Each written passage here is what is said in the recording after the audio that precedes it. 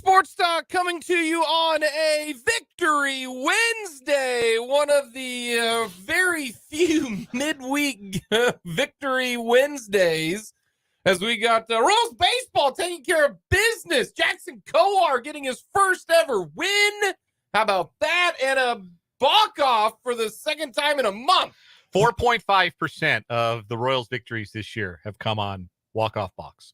The good old balk-off. How about that? The Royals fell to the worst record in Major League Baseball after Sunday and have responded by beating the White Sox twice in a row. The 2023 White Sox are the 2022 Denver Broncos of baseball. They are not the worst team, but they are horribly coached.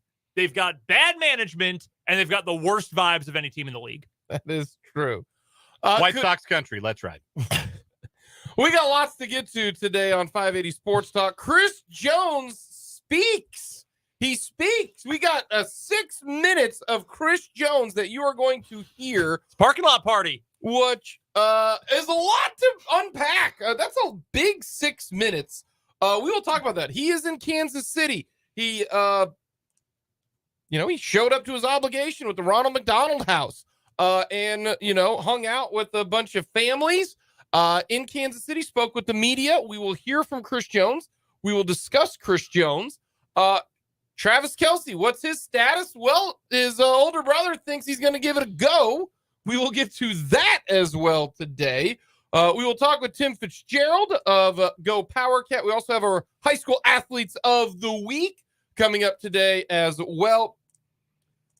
We're going to tell you why the Chiefs are going to hang at least 33 on the line. So if you think the Chiefs defense is going to give up 34, well, then bet the money line for the Detroit Lions. But the Chiefs are hanging 33. I'm going to tell you that right now. And we got our predictions. Are you ready? Are you ready for your predictions? You freaking know it. Absolutely. We're all going to have the same predictions. It's going to be stupid is what it is. Oh, you guys picking the Packers for the postseason too? Maybe I do. That division sucks. Division is it sucks buns. eggs, brother. I guess I just didn't realize all of you guys were with me on the NFL MVP Geno Smith bandwagon. That's really nice to have some company. I did not do that. I'm going to go ahead and tell you that right there. Seahawks NFC West champs, though. That 4-word sentence is 1 word too long, buddy. I'm trending in that direction. Hey, if this is great year to do it, wide NFC, open. Big word there when it comes to that. So we got so much to get to. Hit us up on our text line, 785-272-9429. Also, check us out on YouTube. Go to youtube.com, search 580 Sports Talk. It is really simple. You click on it, you click the subscribe button, you can check out all our recaps, all that on our YouTube page. So lots to discuss today. But the first is that Chris Jones is in Kansas City. So are his agents. And it's the day before a game. He is still not reported. There hasn't been a deal, but he did speak. And he was candid. He was very open, which I like, which is great. Because all I want is honesty, so we know kind of what the situation is. And we're going to play you all 6 minutes of this interview this hour, maybe in the 5 o'clock hour as well, because it's kind of a very important 6 minutes.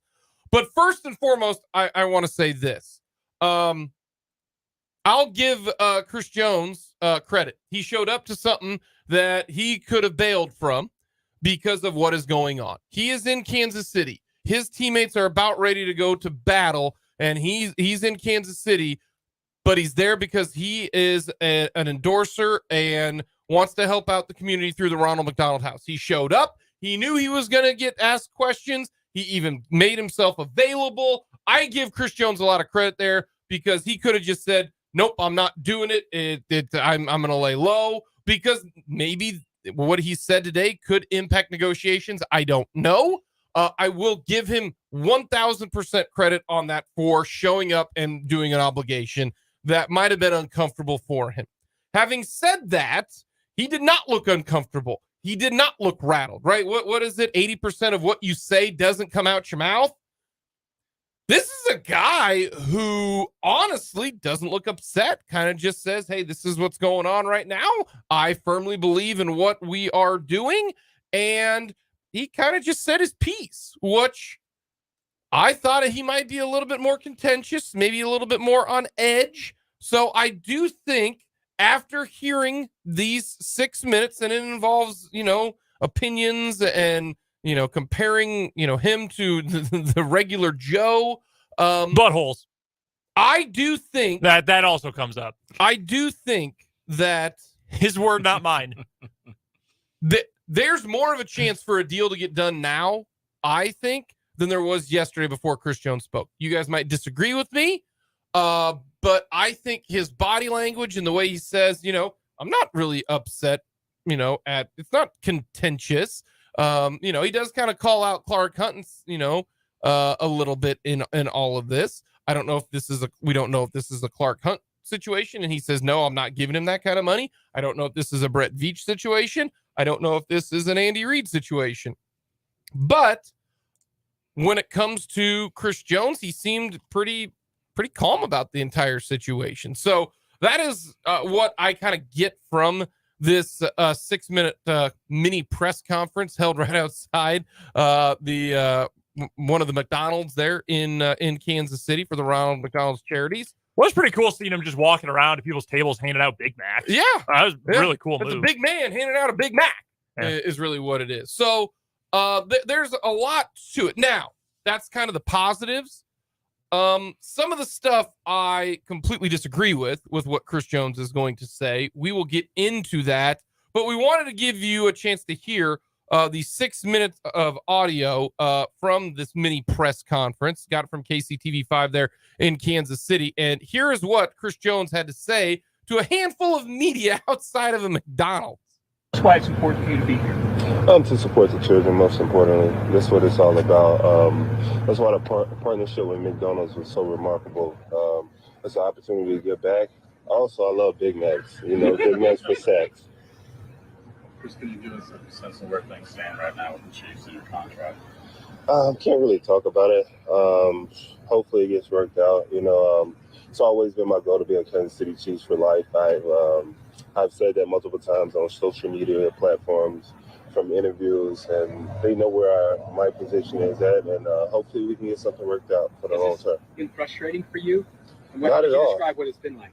It's been okay, peaceful for me. I've been in Miami, just training, staying focused, understanding that this is a process.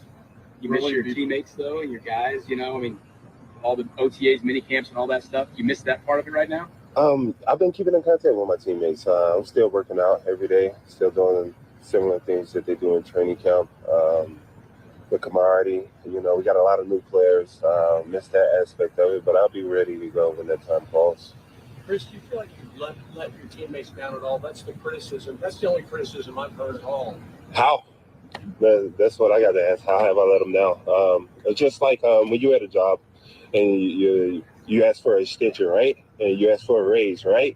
You're not letting anyone down. Who are you letting down for asking your boss for a raise, right? So when you take the personal feelings out of it, you kind of can get it. All I'm doing is asking for a raise. What's the plan for tomorrow for you? Are you going to watch again? I don't know yet, man. I don't know. Could be playing. I could be on the sideline. I don't know. We'll see tomorrow. Chris, is it still your intentions to be with the team in 2024 and future years, or will this conversation sort of change maybe your ongoing look about maybe playing your entire career with the Chiefs? Well, I know for right now, I'm under contract this year. That's the answer for Clark Hunt to me. What are you hoping to get most out of the negotiations right now from Clark, considering what you guys have talked about so far? Well, I asked for an extension. Unfortunately, that haven't been brought yet. So we'll just see where it goes. We got a whole year ahead of us, and things change. Situations could change in a year. So right now, I'm under contract for the rest of this year, and we're just going to make the best of it. I know how much you love and enjoy playing football, but how odd will it feel if you have to take the holdout fully to 8 weeks to not be with the guys, if that's what you feel is necessary? We don't know yet, man. This is week 1, right? Yes. So we'll see where it goes. Chris, can you explain why it's not possible to be in with the Chiefs and negotiate at the same time? I didn't want to be a distraction. I could have done a hold in, but that's even more of a distraction. I'd be there holding in while all the guys are there, you know what I mean? Just a bigger distraction. Was there any scenario in which you would show up for a new contract extension that you're seeking? We shall see.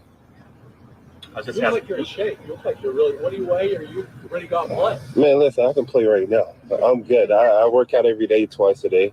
Been in Miami with my team that I normally be with in my off season, and I'm staying at it, man. Staying at it. Chris, how much perspective does it give you? You know, in the middle of a conversation about money, and you're coming today to spend the day and spend some time with kids who, in some ways, are battling for their life. Talk a little bit about that perspective. Yeah, the perspective is respectfully, I work for the Chiefs.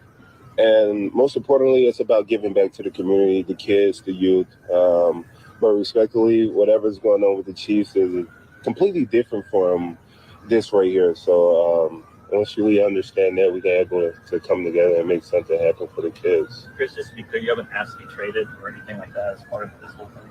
I haven't said anything, man. I just been enjoying life. You said week 8 too. I mean, is that still a legitimate timeline? You mentioned We that. shall see, man.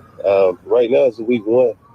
So we should see how this thing goes. You know, things can change in a amount of days. You know, it's 24 hours in a day, right? Mm-hmm. So it's 24 hours for, for feelings to change, positions to change, and situations to change, man. All we can do is take it an hour at a time, man. When did you find out Frank Clark is going to Denver? And has that impacted how you see Kansas City? Absolutely not, man. Frank is like a brother to me, someone I hold dearly and close to me. We still keep in contact. Actually, talked 2 days ago. Me, Frank, and Colin Sanders on a FaceTime. So those are my brothers, and respectfully for their families, I had to take a better offer, and I completely respect that. That has nothing to do with me and what the Chiefs have ongoing. What's your message to Chiefs fans? And what can I say? Opinions are like buttholes. Everybody got them and they all stink, right? So, there's some gonna like it, some gonna respect it, and some is gonna dislike it. That's just the way it is. You can't make everybody happy, unfortunately. As much as you try to do and as much as you try to appease people, you're not gonna make everyone happy. Unfortunately, I'm sorry. And I'm just asking for a raise, right? Chris, Thank you. One more question. There's animosity sometimes in situations like this between like the general manager and the player because, it's a negotiation. How are things between you and your team and Brett Veach at this point? Has there been progress involved in this time? I don't think there's no animosity between me and the Chiefs organization. I think there's just a little disagreement. I'm asking for a raise. They feel like this is what I deserve. I feel like I deserve more, and just a misunderstanding. I hope so. So that is what Chris Jones had to say to the media outside of the the McDonald's for the Ronald McDonald's House Charities. So there's a lot of stuff that I think can be taken away from this. I do. Now, maybe you guys don't. But he says, again, I want to be a Chief for life. I mean that. I want to do that. He says, hey, I'm in a good spot. I'm working out 2 times a day. I feel like if a deal gets done today at 4:00, I'll play tomorrow, is what he said. Sounds good. All right. Says he's, there's no animosity from his teammates. He's been in contact with them.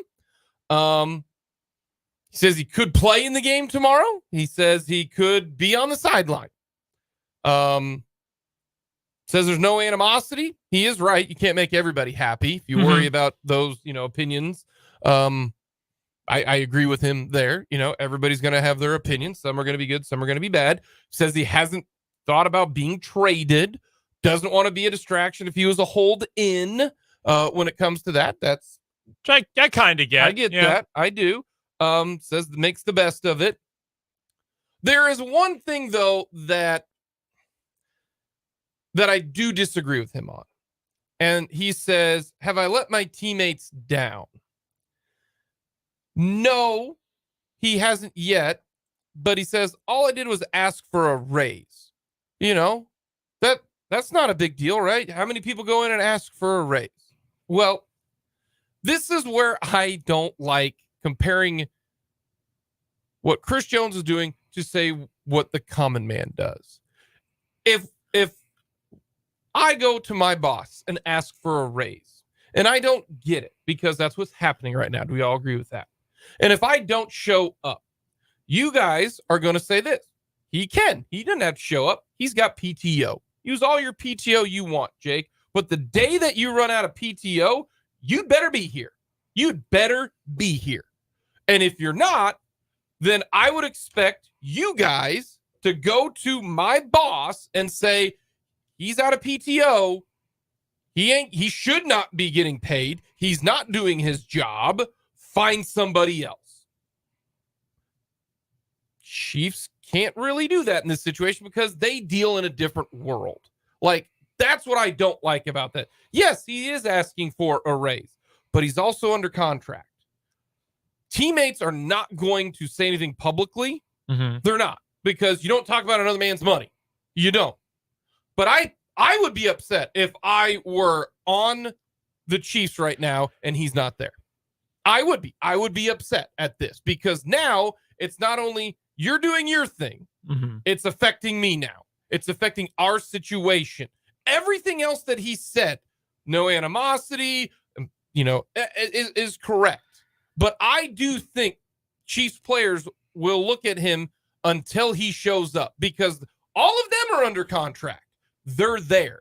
It's a different thing in the locker room where you ride or die with your brothers, if you will, because this kind of makes it like, guys, missing training camp, I have no problem with that. Holding out, no problem with that. But once it comes game time, it's a little bit different for me. The only other thing outside of that kind of bugs me is he's trying to relate to the common man, which there is no common man when you're an NFL superstar who's already signed a $90 million contract. No, those are all uncommon men, and Yes. it's an uncommon world. And that's why it's not like that. Because if you guys came to me and said, hey, Jake, can I get a raise? I'll say, I'm going to do my best to get one for you, and I'm going to go to my boss. Hey, guys, it's not going to happen. And you guys don't. If you guys don't show up, I'll say that's fine. We can make it work. You've got PTO, right? You've got vacation days. You've got your time. The day that you run out of those, if you're not here, guess what? We're going to find somebody else, because I'm not waiting on you. That's not the same as Chris Jones is trying to say. The Clark Hunt needs to make a decision is interesting. He basically said, yeah, I'll play in 2024, but that's kind of Clark Hunt needs to decide that. So does that mean this is a Clark Hunt situation? I mean, Chris Jones has told us before he loves Brett Veach. Remember 2020? Yeah. He told us. He put it out there on Elon Musk's internet. Said, yeah, I love Brett Veach. I love the Chiefs. This is more so an issue, I think, in other sports that are not hard capped than it is in the NFL, because you have to spend a certain amount of money, and you can only spend up to a certain amount of money every year. But the money for spending on players does come from somewhere. And when you talk about guaranteed money and signing bonuses, as we know and have really had hammered into our brain over the last 12 months or so of NFL contract news, that money's got to be on hand. You have to have that. So the guaranteed money needs to be on hand cash that you have. And then the salary cap is pretty much just an accounting measure. So if Clark Hunt is telling Brett Veach, you cannot give out this much guaranteed money because I'm not willing to put this amount of the, what's in the Chiefs endowment, for lack of better words, I'm not willing to put that into, Chris Jones's pocket. Well, then Brett Veach can't really do anything. I say that because I don't exactly know how this is being handled. It's, this is only one side of the story, but can't they just say, because all that is signing bonuses up front. Like, the signing bonus is what you get immediately. That's what you have to have on hand. Then why not just say the whole thing is guaranteed? You'll get it over 3 years and move forward. Maybe that's not what Chris Jones wants. And then it becomes a battle of, we're willing to structure it this way versus I want it structured this way, which is a fair point for either of them to have, but something has to give in that situation. And I would also say this, not that I'm necessarily siding with Chris Jones and his agency, not that I'm necessarily siding with the Chiefs. The Hunt family, aside from being one of the most important sports families in American history, has developed a reputation, whether it's earned or not. Well, they've developed a reputation for a reason. And what is that reputation? That they're cheap. again, you have to spend a certain amount of money every year. I'm not specifically saying I think that they are cheap because I don't know all the details of this case, but that reputation came from somewhere. And so if that is the case, and it is a matter of we don't want to give this on-hand, in-hand cash money to Chris Jones right now, and that is the hang-up, well, then that to me would say this is not a Brett Veach problem. This is the people who control the money problem. Do you think that because what he mentioned there about Clark Hunt, this is more Clark Hunt than anything else? I think it could be. I think the thing that stood out to me the most in those remarks was a lot of passive voice. You guys know what I'm talking about when I say there's a lot of passive voice. Active voice is I am acting upon, like I am involved in these things. These things are happening or not happening because this is what I want. There's a lot of passive voice in what Chris Jones said today. This is journalism 101 with Dan Lucero here. I hope it gets done. Like I hope that it happens. Like, yo, you're under contract. If you want to go play, if you wanted to play Thursday night, you would have showed up on Sunday. Like at the end of the day, if Chris Jones wanted to play on Thursday, if that's what he wanted, he would have been there on Sunday. So that makes me wonder and ask a question, like how much of this is his agency saying, look, the best course of action for you, the best thing for you to do if you want this money is to not show up. I wonder if this is an agency decision. The Katz brothers are pulling some strings here that maybe Chris Jones wouldn't rather not pull. That maybe Chris Jones's preference would be, look, I want to fight. I want a contract extension. Naturally, he wants a raise. He wants to be compensated commiserately to the best players at his position. He's worth that. He's earned that. Nobody's arguing from the beginning. Nobody's argued that he doesn't deserve the contract extension, that he doesn't deserve the money that he's asking for based upon his importance to the Chiefs and his quality as a player, his production as a player. But I do wonder if there's a part of him that would have been there this week if not for some advice from the Katz brothers. If maybe they said to him, hey, look, you gotta hold your gun, stand your ground. You gotta stick to your guns, hold your ground. I'm mixing my metaphors here. But you've got to be really stubborn and not show up. That's the only way you're going to get what you really want. It's the only chance you have to get what you really want. So that was, I guess, the thing that stood out to me. Back to your question, though, do I think it's more of a Clark Hunt issue than a Brett Veach issue? It's weird because this is a salary cap sport, right? Like this is not we're not talking about a sport like baseball where there is no salary cap and where you can look at an owner and say, yeah, they're being tight with the purse strings. They're not paying, this starting pitcher, that power hitter. They're not offering them a fair amount of money. So they're going to go get that amount of money somewhere else. This is a capped sport. You've got, and not only is there a salary cap, there's also a salary floor. There's you have to spend money in this league. So that's why I don't necessarily think this is Clark Hunt being unwilling to go into the cash register and pay Chris Jones what he's owed. I really feel like the difference is still just down to close the distance between what Quinnen Williams got and what Aaron Donald got, and a difference of opinion there that is a significant enough difference to have led to this. It's interesting to me that the only person that he brought up was Clark Hunt. That's what's odd to me there. He said, you'll have to ask Clark Hunt. Why would he bring up Clark Hunt's name? That's my only kind of question there. With what he said, does that mean with all the, we'll have to wait and see. I could be here tomorrow. I could play tomorrow. When do we think Chris Jones will show up? Also, does what he said give an impact on, could they really truly get a deal done? We'll get to that coming up next.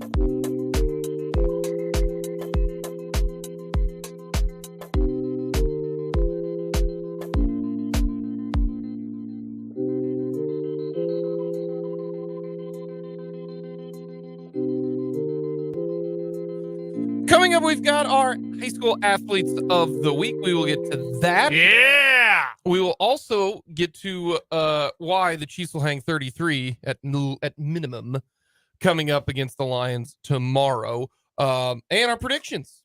Tomorrow. I know. It's here. Woo! It's here. From the YouTube comments, and you can follow us on Twitter. You can follow us on text lines. You can follow us on YouTube. Go to youtube.com, search 580 Sports Talk. From Sam, you're expected to play under contract. If he doesn't show up for the running and miserable summer camps, he most definitely is letting his teammates down. This is instilled into the minds of Little League football players nationwide. This was installed into my mind as a freshman cross-country runner. I got chewed out in front of everyone for missing a practice one time. Here is how I will say compared to this. The NFL's different. Because it's a business, because money's involved. Everything is why is it, you guys, that every college locker room has the most badass amenities in the world and an NFL locker room has nothing?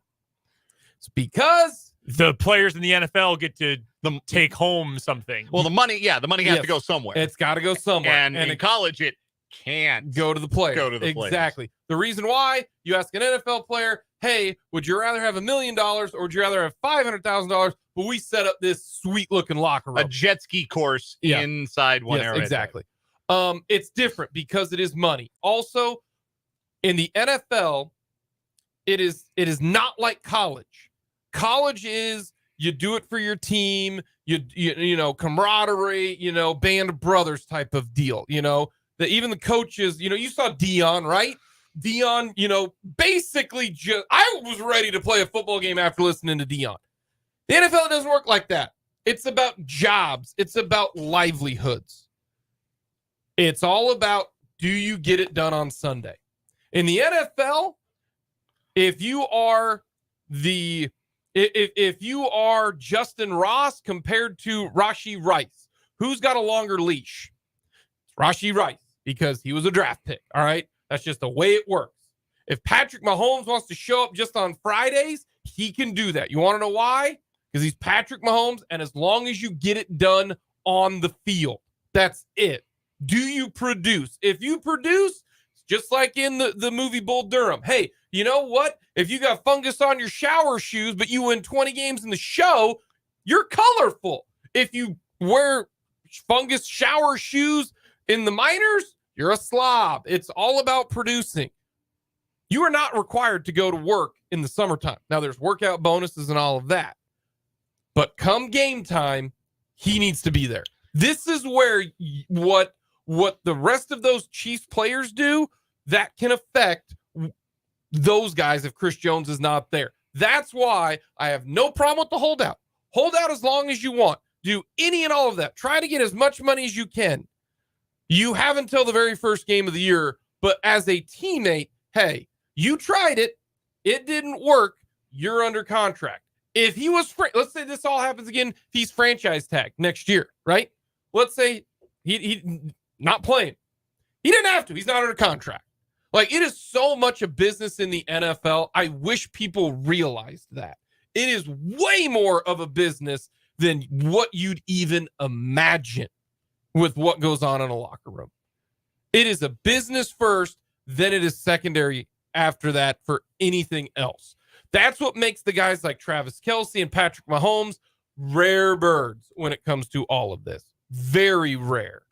So I just know, and no one's going to say this publicly. That's why you had Patrick Mahomes, Travis Kelce on his podcast last week basically said to Chris Jones, come back, brother. You're the best defensive player in the league. You know, pay that man. Did you realize that he's continuing to not mention the money and be on his side, but he wants him there because this is your quote unquote window with this core group. That's why you miss practice. It's letting down your teammates when you miss game. Yeah, you miss a practice, you're affecting yourself. You miss a game, you're affecting the other 52 guys. I think that's kind of what it boils down to at this level of things. And guys understand that there is a business aspect of making sure that when you have a chance to make the money, especially in the NFL, where careers are short and can end in the blink of an eye. When you have a chance to cash in, you got to do it. And I think everybody who's ever played a down in the NFL is understanding of that fact. And forgiving, maybe that's too extreme a word, but I don't think it is. Forgiving to an extent of a player who decides to hold out, decides to pursue, a raise, to use the verbiage that Chris Jones was using earlier today. There's an understanding for guys who do that. But yeah, when it starts to mean that, because if you don't win, if you don't have good players, your chances of winning are less. If you don't win, then that hurts you. That hurts your chances to maybe go cash in. Is Travis Kelce hosting Saturday Night Live and making all that money in endorsements if the Chiefs have been a 9-7, 10-16 the last decade and a half? No. No. Winning is what does that. And winning, a player of Chris Jones's caliber not being there, that impacts winning, and that impacts everybody. A text here from the 316 I thought was interesting as well. Again, we welcome your text, 785-272-9429. Text from 316 regarding Chris Jones bringing up Clark Hunt specifically in those comments he made today. Jones is trying to play his fans against a billionaire as a means to get support. He himself is a multimillionaire. Put the dollars aside for a second here, because again, they're operating in a world that's not really ours when it comes to it's completely not ours. The money at stake. It's as simple as labor versus management. And you can side with whoever you want to side with on that, but I'm betting chances are, if you're hearing this, maybe you are management, but maybe you were labor before that. And the chances are a much higher percentage of you are labor. So frame it that way. And maybe then you have a little bit more of an understanding of where Chris Jones is coming from, particularly if this sort of labor, again, has an extremely short shelf life. You, me, Brendan, we can do what we do long as we want to. Long as our vocal cords hold up, right? We can theoretically make a career out of this. We can make a go out of this. Football doesn't work that way. You got a time limit on how long it is you can do this. And there's a lot of layers to this. And I always will side for the player. If the Chiefs are not offering Chris Jones $28 million, then I think the Chiefs are cheap. I do. Like that is where I would draw the line in the sand.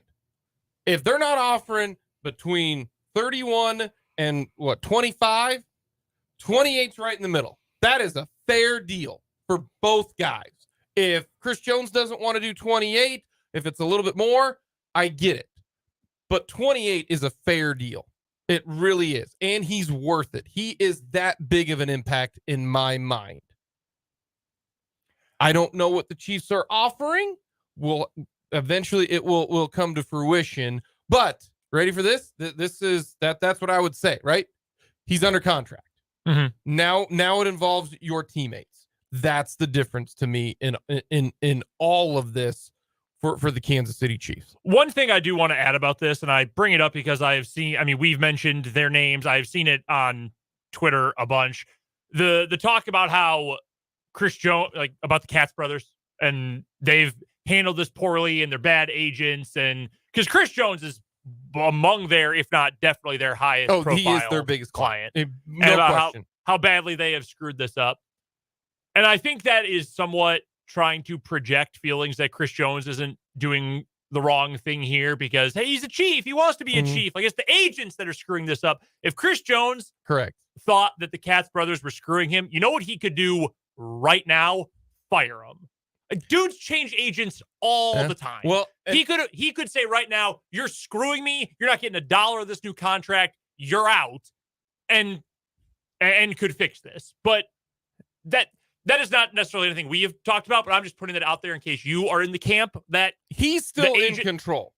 That's, I think, the thing that often doesn't get talked about. It comes up in baseball a lot with like Boris clients because everyone knows, we drafted someone who's a Scott Boras client. Well, we've got him for 6 or 7 years, and then they will not be a member of our team because we can't afford that. We're the Oakland A's or whatever. Guys, the players have the final say. If Scott Boras is telling a team, no, I need $1 billion. I need $1 billion for my player. I have to have it. And they're like $100 million player can say, no. Like, I appreciate that, Scott, but no, I'll sign for less because I want to take the hometown discount. I'd rather stay in Miami. I'm obviously making up a hypothetical scenario, but they get the final say.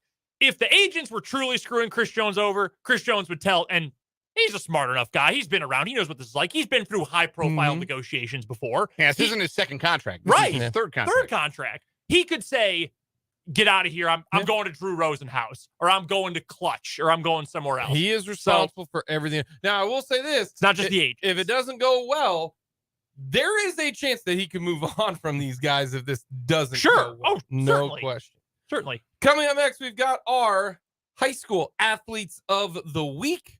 We will get to that, and then we'll talk about why the Chiefs are going to put up some big-time numbers, because that's what they always do in week one.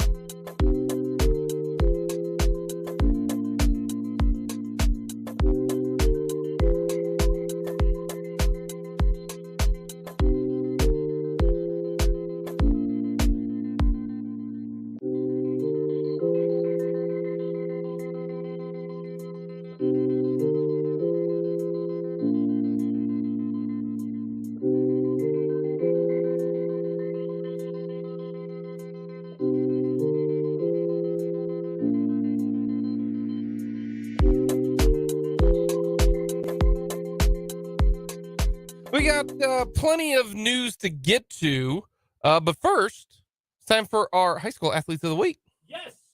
Yes, our first Lewis Toyota High School Athlete of the Week for the 2023-2024 academic and athletic year. Just a single athlete we are featuring this week, and he is the latest in a long and successful line of senior standouts for Washburn Rural Soccer. His name is Devin Rutschman, off to an incredible start to the season. Junior Blues 3-0. They do that every year. Washburn Rural starts every year 3-0, 5-0, 7-0. It's an incredible program under head coach Brian Hensel. And right now, Devin Rutschman off to a red-hot start. 2 assists, 7 goals through 3 games to open the season for Washburn Rural. Who do you think he is? Messi?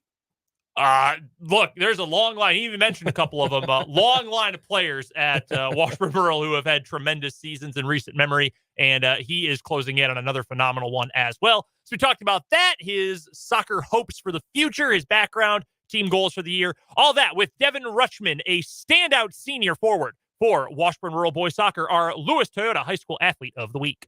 Our first Lewis Toyota High School Athlete of the Week for this 2023-2024 athletic season will take us to Southwest Topeka today, where we talk to Devin Rutschman, a standout senior soccer player for the Washburn Rural Junior Blues, who are off to a predictably phenomenal start to the season, 3-0 to open the year. Devin already with 7 goals and a pair of assists through just the first 3 games of the year for Coach Brian Hensel's group. First things first, Devin, thank you so much for taking the time for us.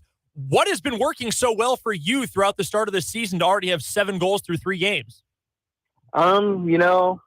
We started off a little slow, giving up 2 goals in the first game, but after that, the team's just been connecting pretty good, finding me an open spot, kind of just getting myself in the best chances to put the ball in the back of the net.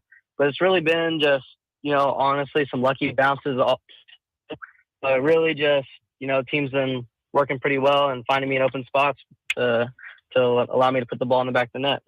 As an individual, what were you working on this offseason to gear up for your senior year? Was it mostly technique? Was it some more intangible stuff? What were some of the things that you were working on, and how much have you been able to put that to good use here in the start of the season?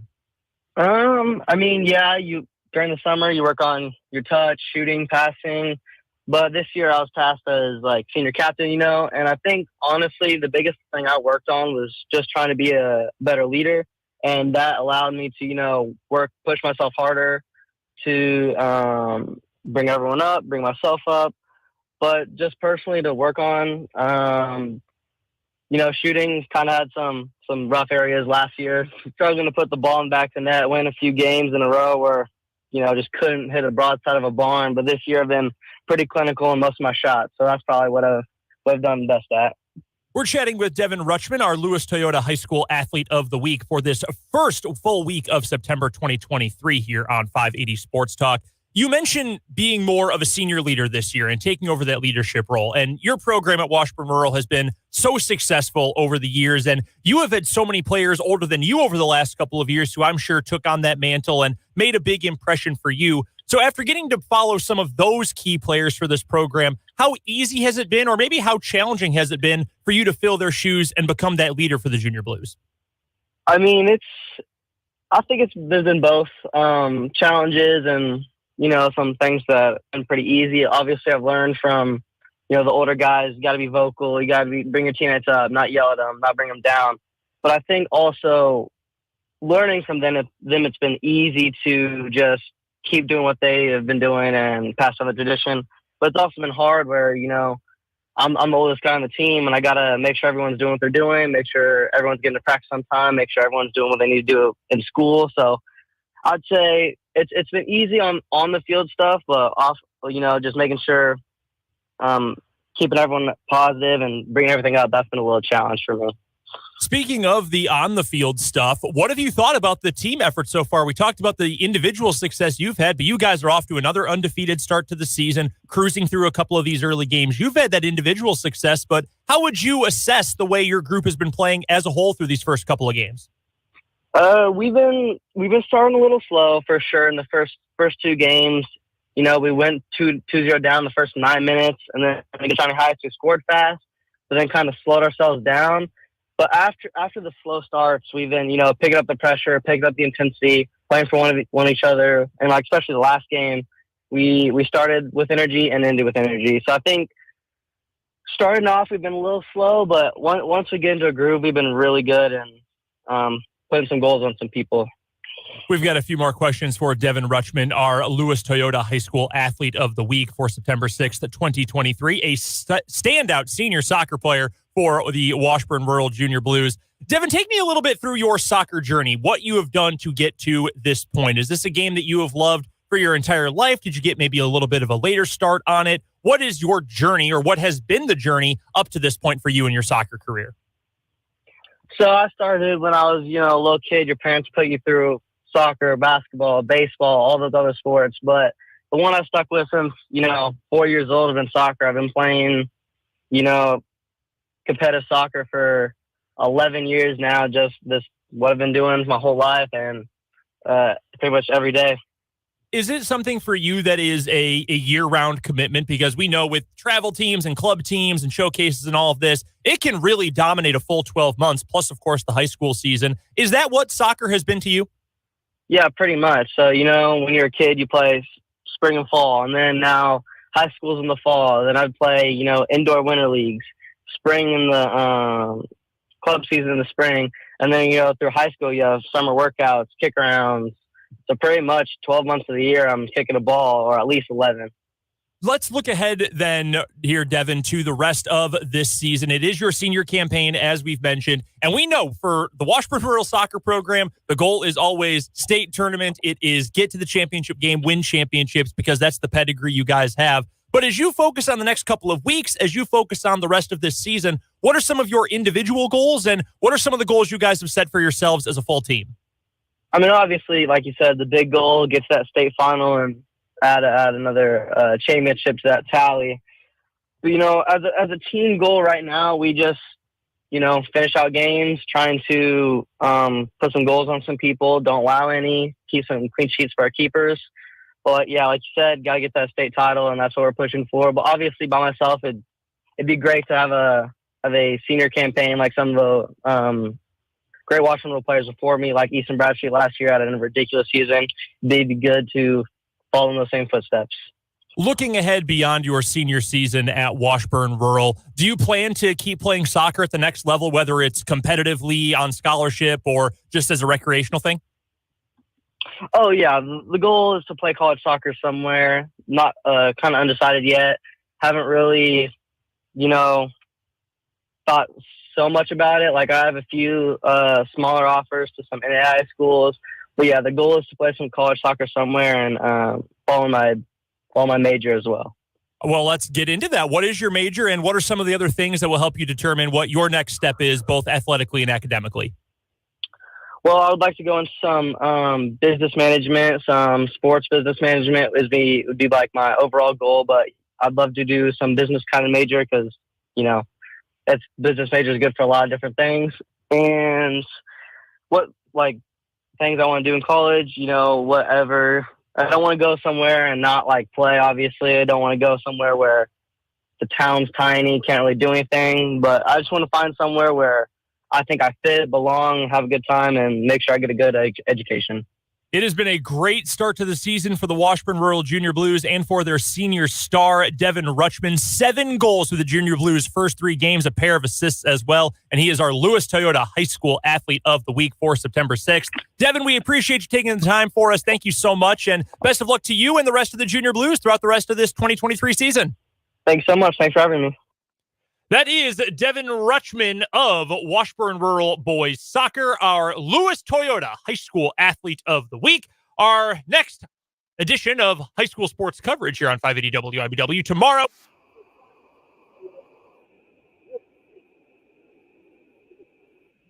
News, and then our Lewis Toyota High School football game of the week coming up Friday night on Country 106.9. A top 5 matchup between classes 6A and 5A. Washburn Rural versus DeSoto, 7 o'clock kick, Country 106.9 on Friday night.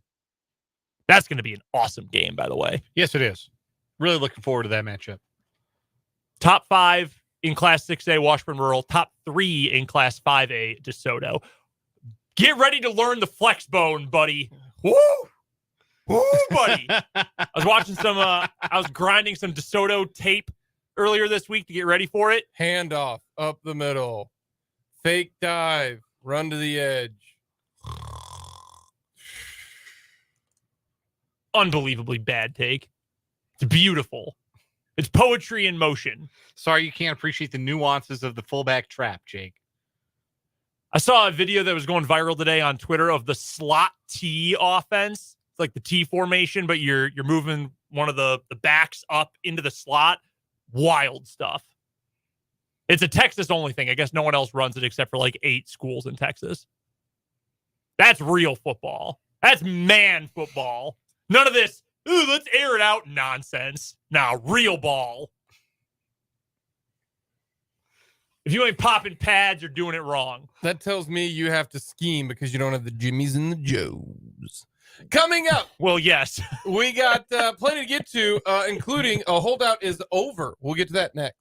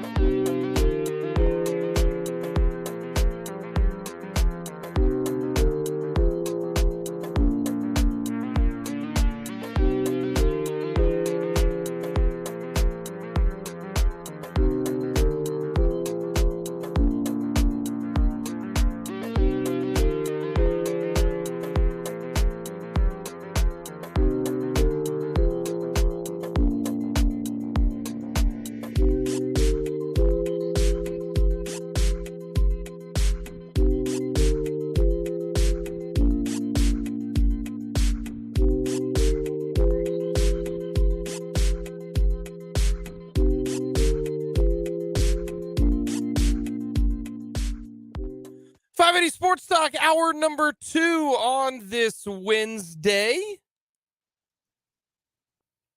Jake Lamont, Brendan Dworzinski, Dan Lucero with you. Thank you for stopping by. We do have Royals baseball today. They're off tomorrow because the Kansas City Chiefs are going to be playing. We will. We got to move some things that we were going to get to during this top of the hour because we got some new news breaking. And so if we'll get to the Chiefs destroying everyone in Week 1 at some point in time, but we have to get some of the breaking news, which kind of affects the Chris Jones situation. It does. Maybe you guys disagree with this. I think I do disagree with it, but I'm willing to hear you out. An edition of Change My Mind coming up early. How about that? Hit us up on our YouTube, 580 Sports Talk. Hit subscribe, the like button. We appreciate that. Let us know your thoughts. We got one gotta go coming up and our NFL predictions coming up today in the bottom of this hour. The new news is that Bosa has been paid. Nick Bosa has signed a contract. His holdout is over, and it is a absolute monster deal. The extension is 5 years, which is a long time in the NFL, to be honest with you. 5 years, $170 million. All right, don't worry about the 170 part. But $122.5 million in overall guarantees. And the team will waive all fines. Guaranteed 122. 5 years. His average annual value, $34 million, but $122 million guaranteed. The most ever for a defensive player. Aaron Donald had it. Mm-hmm. Now it's 122 for Nick Bosa of the 49ers. Real quick side note. They're trying to get him to Santa Clara as fast as possible. I feel like send your private jet to go get him. It ain't that difficult, right? Who owns the 49ers? They're worth a couple bill. Jed York. They got the money. Send, Air Force 49er to go pick him up and bring him back, practice 2 days, and he can play 30 snaps. I thought that was kind of silly when it comes to, we got to get him here as soon as possible. Yeah, you could literally do that, and wherever he's at, fly your private plane and go pick him up. Double the time, because 2 hours there, 2 hours back. He could be there in 4 hours. Ain't that difficult. Kyle Shanahan, for the record, said something along the lines of, the only way Bosa would not play on Sunday is if he shows up with a beer belly. I'm going to go ahead and say he's not. Yeah. But this is also the guy who's like, I don't even know if I'm going to be here this weekend, Mr. We're not all guaranteed this weekend. I'll never forget that. So with that being said, I think this doesn't help the Chris Jones negotiations. By the way, Denise York, Jed York's mom, is technically the principal owner of the Niners. Yeah. She is worth $5.1 billion. Yeah, they've got I'm sure she's got a little Cessna that she could grab him with. Yeah. Yeah. Probably a little bit more than a Cessna. A little puddle jumper. Yeah. I think this does affect Chris Jones and the Chiefs. And the reason why is the Katz brothers can say this to Clark Hunt. This is what happens in pass rushers. This is the going market. If you are the best, one of the best pass rushers, you get paid like the best. So whatever number that Chris Jones has in his mind or the Katz brothers' mind, I think this just tells Chris Jones, hey, look at this. The 49ers caved. The Chiefs will too. Like this is what happens. Let's put it this way. This doesn't help the Chiefs. I really don't think that the scenarios are. It's not apples to apples? I don't think it's apples to apples because that's the second contract for Nick Bosa, right? That's contract number 2 for him. That's the contract after his rookie deal because he's year 5 in the league. And he is an edge rusher, a younger player than Chris Jones. He's been more productive than Chris Jones. He's got a defensive player of the year. Chris Jones doesn't have one of those. I think that the case for Nick Bosa to make that kind of money for that many years and that much guaranteed was really strong. And it was a matter of the Niners deciding that they were going to pay the piper. I think that Chris Jones's scenario is different enough because he's an older player. He's on his third contract. He's an interior pass rusher. He's only ever been a finalist for Defensive Player of the Year once. He's never won the award. I think it's a little bit different. I don't think, as much as I think Chris Jones is a great player, I mean, he is. Nobody's going to sit behind one of these microphones and say he's not a great player and maybe the best at that position outside of Aaron Donald. But he's also not the player that Nick Bosa is. I agree with everything that you've said there, except for the agents for, I think the Katz brothers are going to say to the Chiefs, look what he's making. He was the defensive player of the year. My guy had the same amount of, I don't know how many sacks. 3 fewer sacks. 3 fewer. My guy plays a tougher position, defensive tackle, than Nick Bosa does. And look what he's making. You're offering us 26. You think that guy's $10 million more? That I am not disagreeing with you guys. I agree that is what the Katz agency will say to the Chiefs. The Chiefs' response is, or would be, yes, he is worth more. He is a better player. Yes, he is worth that money. There's a reason why you can, I mean, I'll have to look at this, but Nick Bosa just got starting quarterback money. Close to it. What was it? 122 mil guaranteed, 170 total value. Yeah. So I mean, that's 34 money. mil per year. That's quarterback money. It's that Carlos Rodon money, starting pitcher money is what he got. That's quarterback money, which I can look. You can look at it this way. That's stupid. Why would you pay a guy quarterback money who doesn't have an impact maybe on every play? Can Nick Bosa win you a game at defensive end? Yes. I am a believer that defensive linemen can indeed do that. Great edge rushers can do that, yeah. If you are operating like the 49ers do right now, they can give a guy like that money. You want to know why? Because Brock Purdy is making less money than the three of us. About that, yeah. I mean, you have a rookie quarterback on a 7th round salary. Well, it wouldn't even matter if it's 7th round. I mean, it could be 2nd round, and it's not that much. It's a lot less, to be honest. But it does. That changes the calculus for defensive players. Look at the ones who have gotten big contracts this offseason. No, I'm referring to just like 7th round to 3rd round. The cap hit's not that much. He's under rookie contract for the next 3 years. But you can do this. But my broader point is, you look at the defensive tackles or just defensive players who got paid this offseason, who got big bags this offseason. Where'd Javon Hargrave sign? 49ers.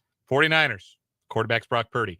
How about Darren Payne, the defensive tackle? He re-signed with his team. Sam Howell. Yes. Commanders. The Commanders. Quarterback on a rookie deal. How about Jeffrey Simmons? 4th round deal. Jeffrey Simmons re-signing with Tennessee, which has 1 year left of a veteran contract. Yeah, 1 year left on the Tannehill deal. Which is under $30 million. Yes. And his small cap hit this year, large cap hit next year when Tannehill will be gone. So it works out well. Right. Yes. You're able to Dan's point. Yes, you're able to maneuver around that. How about Quinnen Williams with the Jets? They've got the Rodgers deal. That's maybe the exception, but even that he took a $30 million pay cut. Yes, a little bit more cap friendly than what we're dealing with when you're the Kansas City Chiefs and you're paying Patrick Mahomes. And so I get why they would pay him that kind of money. I because of their situation. But I will say this. Yeah. Giving quarterback money to a defensive end. Let me ask you this question here. Did Nick Bosa change the game last year against the Chiefs? No. No, he didn't. No, he didn't. In fact, there were times where they put Nick Bosa in a damn blender, and he was a non-factor in that game. I think he was hurt. He was inactive the week before, and he wasn't 100%. Hurt. I remember because also still had a sack in the Netflix documentary. Bosa told him, "Hey man, I'm healthy," and Mahomes like, "I know you're not healthy." You know, he kind of laughed. Remember that? That's the one thing about this is that you're putting a ton of eggs in the defensive end basket when the 49ers better pray to God that Brock Purdy's that dude. And they are operating on a 5-game situation for the 49ers.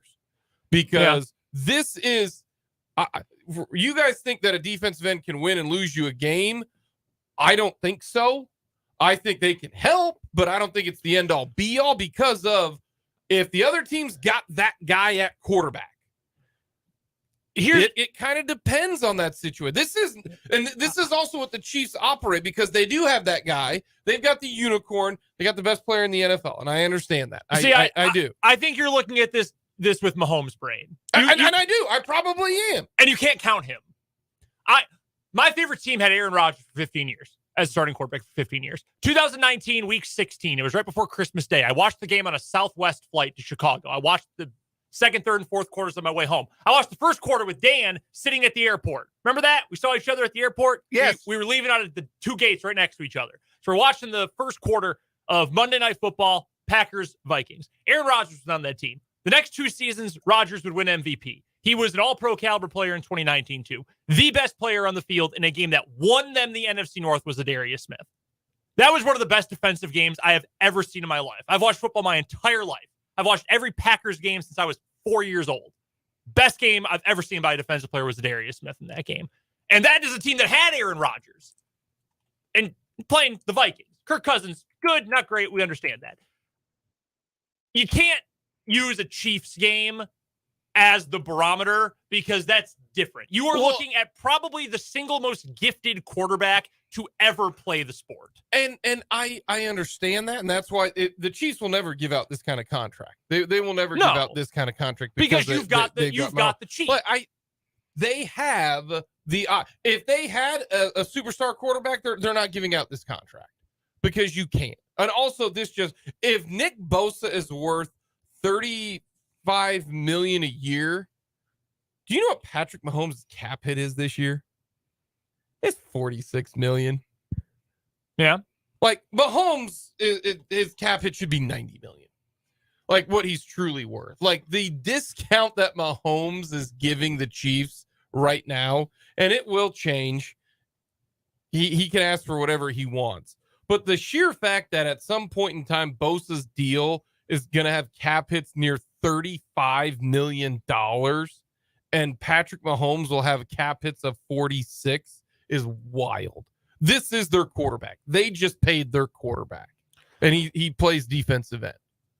I agree, but he's also the best defensive player in the league. Yeah. And like, there's a difference between good, a great year, and greatness. Nick Bosa is greatness. He 34 sacks the last 2 years. Like, he is not one of one, but right now, if you're looking at edge rushers, that is the best one. According to JJ Watt, that is untrue. And that's totally fine. And you know he said for the 9 games TJ plays this year, he's going to be great. Well, hey, Nick Bosa might only play 10, but he's going to be the best I think one. That's the only question in this whole entire contract. I would give Nick Bosa this deal because of where he is playing, right? If the Bengals, you are something like you can only pay so many guys. There's 3 guys that you can really pay if you've got a big time quarterback salary number. That's it. You can't pay really anybody else. The quarterback and 3 more. Right now, the Chiefs their 3 more are very simple. It is Mahomes. Their other 3 that have big time numbers, 2 of them are offensive linemen. They are Joe Tooney, they are Jawan Taylor, and the other one is Chris Jones. Like, that's it. You can pay 4 guys. Kelce's not one of them. Mm-hmm. And so I get why they are paying Nick Bosa. I'm not trying to sell him short. Sure. It's just the different situations. In 4 years, if they have to pay a quarterback, then somebody else is the only reason they're able to do that's why their window right now for the 49ers is the next 3 years until either one, maybe this is what the 49ers are going to do. They just roll with, rookie quarterbacks every 4 years and just have studs everywhere because that's what they've got. McCaffrey, Deebo Samuel, Fred Warner, Nick Bosa, Javon Hargrave, like everywhere else they're spending money except for quarterback. Maybe this is going to be like their philosophy. They tried. The 49ers, the whole Trey Lance. Yeah, trade. that is the 49er philosophy, is that Kyle Shanahan may not actually know what makes a good quarterback, but it doesn't matter as long as they can throw the ball down the field because he's going to scheme dudes butt naked open. Like that's the Kyle Shanahan offense is I'm going to get you butt naked open and it doesn't matter who's throwing you the ball. The Purdy contract and if he is good, or at least good enough, they should be considered, based on their talent level, a Super Bowl contender this year. The problem for them in the long term, and this isn't even a Bosa thing. Like, if you were going to keep anyone from this roster, I'm keeping Nick Bosa. Yeah. Yes. Trent Williams is under contract for another. I just had his salary cap. His cap hit this year is $27 million. He's still at almost 40 years old, the best left tackle in football. He's under contract for a couple more years. His dead cap, for what it's worth, $41.9 million. So he's almost 40 years old, and you'd still be losing $14 million to the cap if you ended up cutting him. They've got Eric Armstead under contract for a couple more years. He is the third highest paid member of their team. Cap hit this year of almost $24 million. George Kittle, stud tight end, $18 million a year. He is under contract, locked in for the next couple of seasons. Fred Warner is at some point going to get another new contract. He is probably the best I'm not even going to say probably. He is the best linebacker in football. When you include coverage, run stopping, Warner to me is the best linebacker in football. He's only making $9 million a year this year. That number is going to go up as his contract continues because that's actually a fairly new deal. Deebo is on this team. He just got a new deal. That cap number going to go up. It's only $8.6 million this year. It ain't going to be that low in the next couple of years. In fact, I have the information right in front of me, thanks to our good friends at Spotrac. $8.6 million this year against the cap. 22. It goes up by $20 million, almost exactly $20 million next year. $28.5 million to keep Deebo on your roster next year. Hargraves goes up. I think it's $8 million more dollars next year. They've got all these dudes, and it's great because they've built this incredible roster. And Purdy, being cheap, and again, if he's good enough, is good enough to get you to Super Bowl contention. The problem is, and this is why the NFL this is why the NFL has the most parity of any sport, and also why the Patriots broke the mold completely. Like, you'll never see that again. You will never see what the Patriots did for 20 years with Brady and Belichick ever again. Because the way the cap works and the way free agency works, you cannot keep these great rosters together unless you get 10 guys who all agree, let's all come back for sub-market value and just win. Because that's not how it works. Like we talked about earlier, it's business.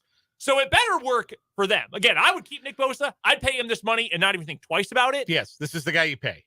But you've got maybe 2 years, including this season. You've got maybe 23 and 24 before that balloon's not going to pop. It's going to explode. Now, I will say this now, because and I agree with all of that, but the Chiefs this year have a chance to do something, that the Patriots, very Patriots-esque. If the Chiefs win this year, you could argue this is the greatest 6-year stretch in NFL history, including the Patriots. Sure you can. Yeah. Because they'd won 3 of 4. All right. And the worst that they've done is the AFC Championship game. Yeah, nobody's been to, well, that's not true. Because the Patriots went to 7 straight conference championship games? I'm not sure on that. They went to 3 straight Super Bowls, won 2 of them.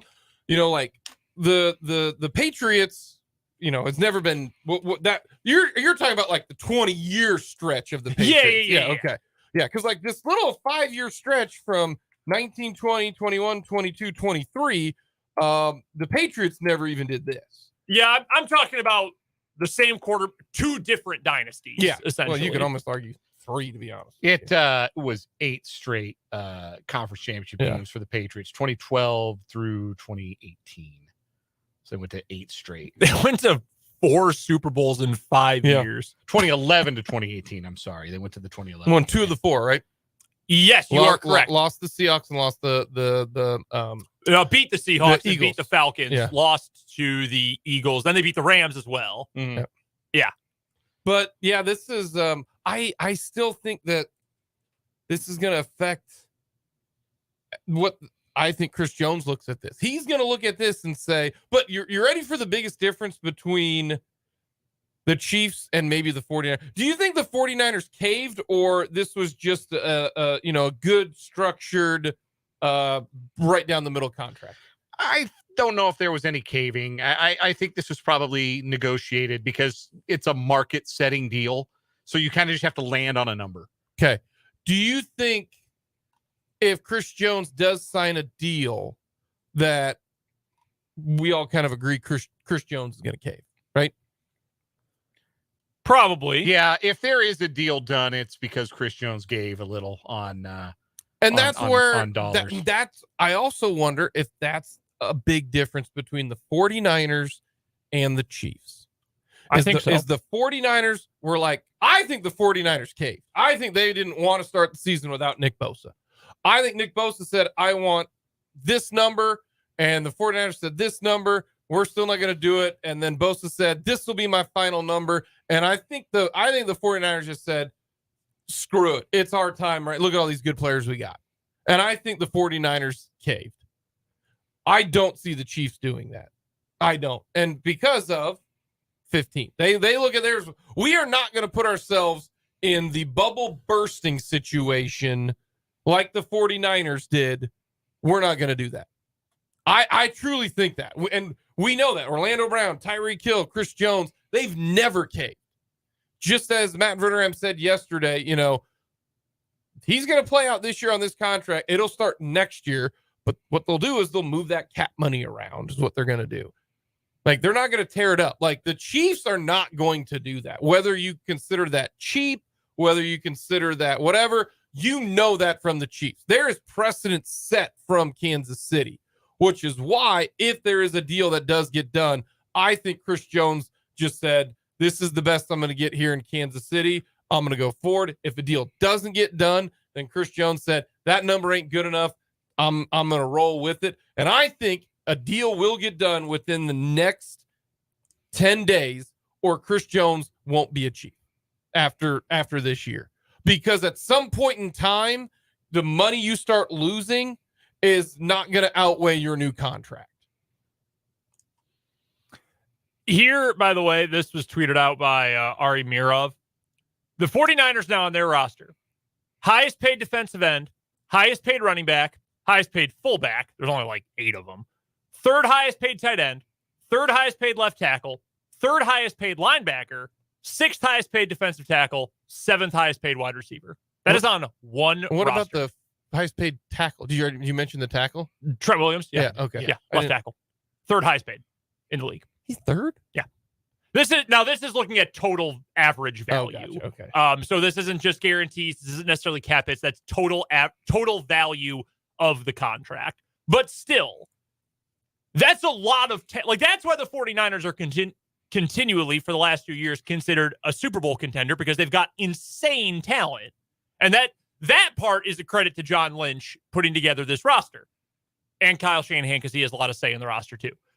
The problem is it does not last. It cannot last. Again, I'm like, Fred Warner is not going to say, you know what? I just love playing in Santa Clara so much. I love the Bay. I love having to have a roommate despite being an NFL player because of rents here. I'm going to take $2 million a year on my next contract. No, because no one's that dumb.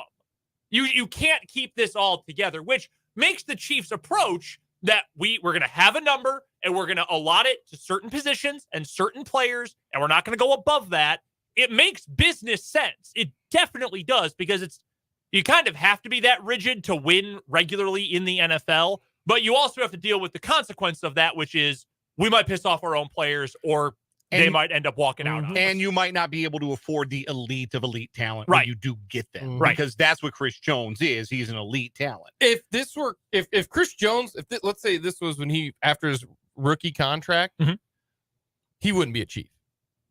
Like if Chris Jones was 25 years old, you know, second round pick after his 4th year, you know what I'm talking about? He wouldn't be a Chief. They would have traded him. They would have traded him. Because the reason he's not getting Bosa money here is because he's going to be 30 years old next year when his new contract starts. Yeah, Bosa's younger. That's the biggest deal there. $50 million signing bonus. Nice for Bosa too that he gets his fines back. Yeah, Chris Jones doesn't. Yeah. No matter what. It was just kind of a weird wrinkle in the CBA that if you're on your first contract, you get fines back. If you're a vet, you don't, which is weird, but yeah. I think within the next 10 days, Chris Jones signs the deal or he doesn't, and I think he plays against the Jaguars. I think after week number 1, I think there's a little bit of I'm not playing, I'm not with my guys, and the more that, like, I'm telling you, this is not beyond the Chiefs. Let's say he doesn't play eight games, right? Let's say he sits out 8 games. That's another $9 million in salary. You know, we're talking about $13 million in fines.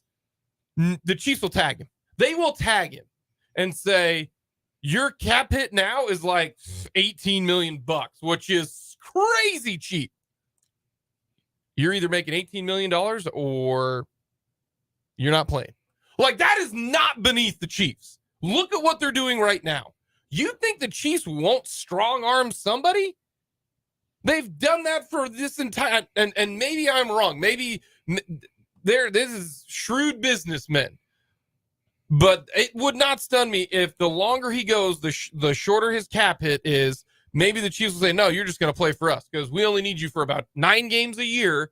And those are the final 5 games of the regular season and 4 games in the playoffs. Now, they could say, no, well, you made us. Hey, we didn't have to pay you hardly anything this year. Like, if he doesn't play 8 games, Chiefs don't have to pay that money. They save that money. Then, hey, we saved all that money. That's kind of nice. You play the final 8 games of the year. You play really well, and we'll trade you for a first-round pick next year. Like, the Chiefs have all they. I think because he's not playing and depends on how many games he's not going to play, it's going to hurt him in the future. And the Chiefs are saving money. Hey, it's $1 million that we don't have. If the Chiefs win tomorrow, all they have to do is win tomorrow. By the way, if they win by 1 point and it's 50-49. The Chiefs that's $1 million that they don't have to pay either next year, and they didn't have to pay Chris Jones, and they can do that. I think as long as they win tomorrow, the Chiefs are winning this negotiation. It just depends on when they lay that turd if he doesn't play. Like if the Jacksonville Jaguars beat the Chiefs. Yeah, we got to get to a break here, so I won't keep this too long. But that's kind of the crux of the whole thing, right? Is, you know, paid or not paid or who wins the negotiation or not. It all comes down to, are you going to produce? It is a results-based business. And if the defense is fine, the Chiefs are going to look like the victor. If the defense is bad, Chris Jones comes out appearing like the winner. It's all this buildup, all to get to the very original point, which is if you win, you look better. If you lose, you look worse.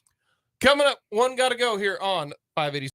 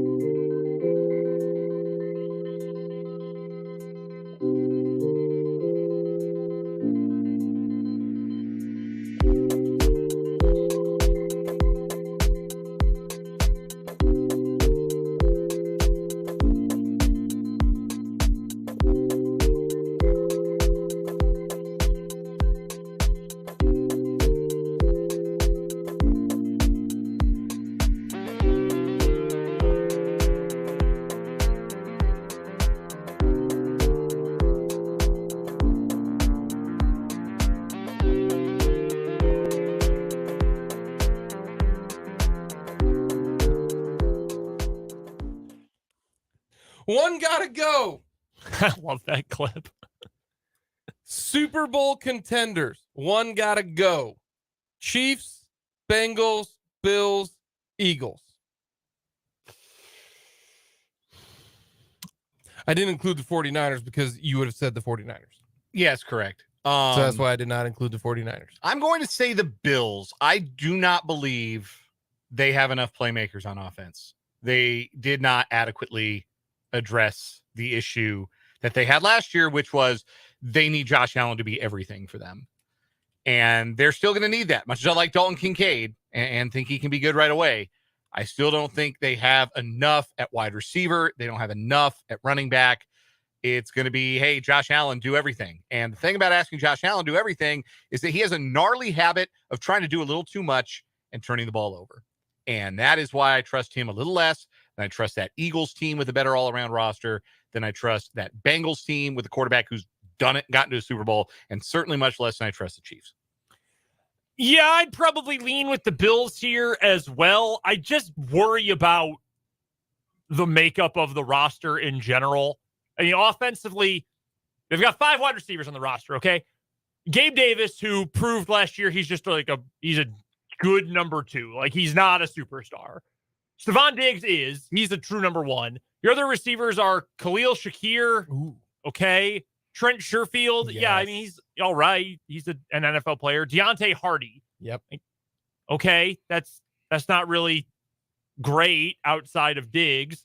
Your running back room, I like James Cook, mostly because I took him in 2 different fantasy leagues. But, I mean, he's fine.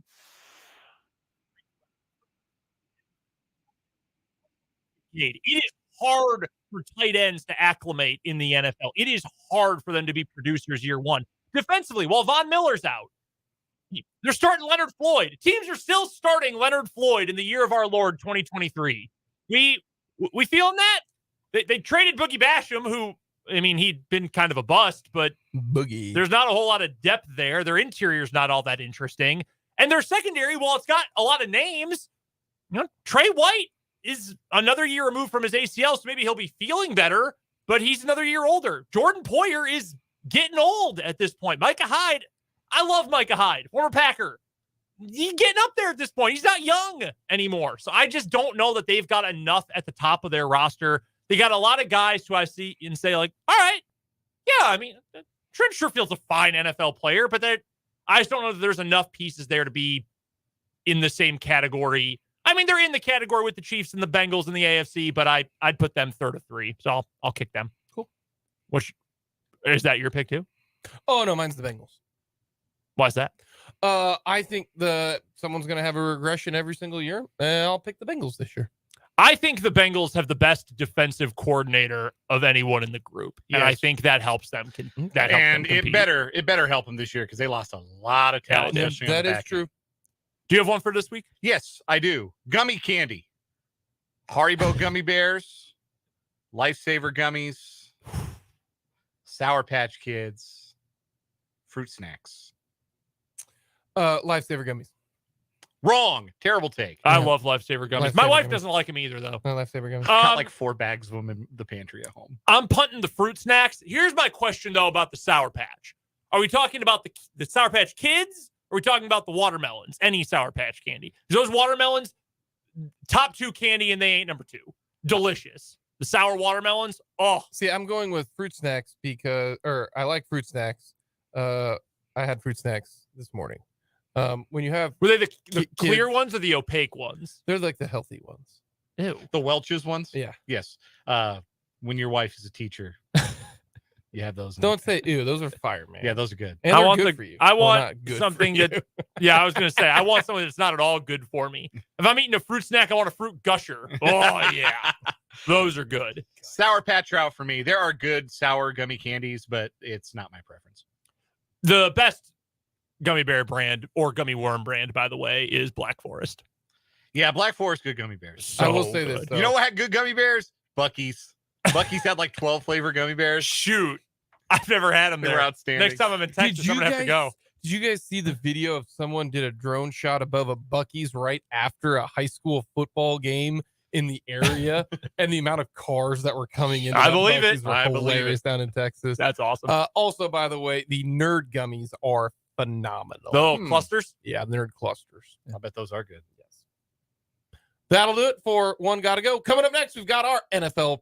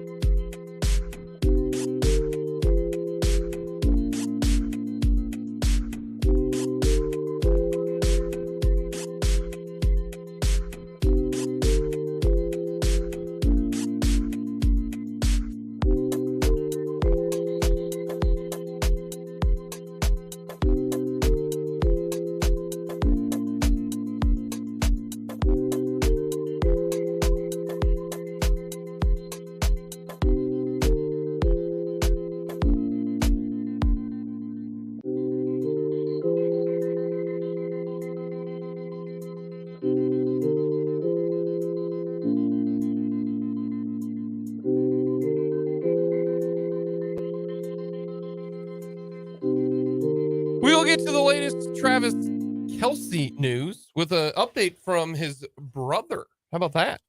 Remember the drama over how you pronounced his last name? What was that last year? Yeah, it was last year. It still goes on. Like, my wife loves their podcast. She thinks it's hysterical. So she listens to it. Mm-hmm. It still is going on because I heard him talk about, how do you pronounce your name? Is it Kelce or Kelce? I guess it's still a thing. Yeah. Like, Travis goes by Kelce, but if you call him Kelce, it's okay.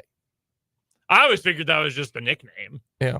Well, it's still going on. Like a hockey nickname. I know that because my wife likes that podcast. She says it's fun. It is fun. Yeah, It's fun. I don't listen to it full time, but I like the clips. Yeah. Let's get to our predictions For the 2023 NFL season. Yeah, I mean, if you want to predict just other things, life stuff. Let's talk Rapture. Okay. All righty.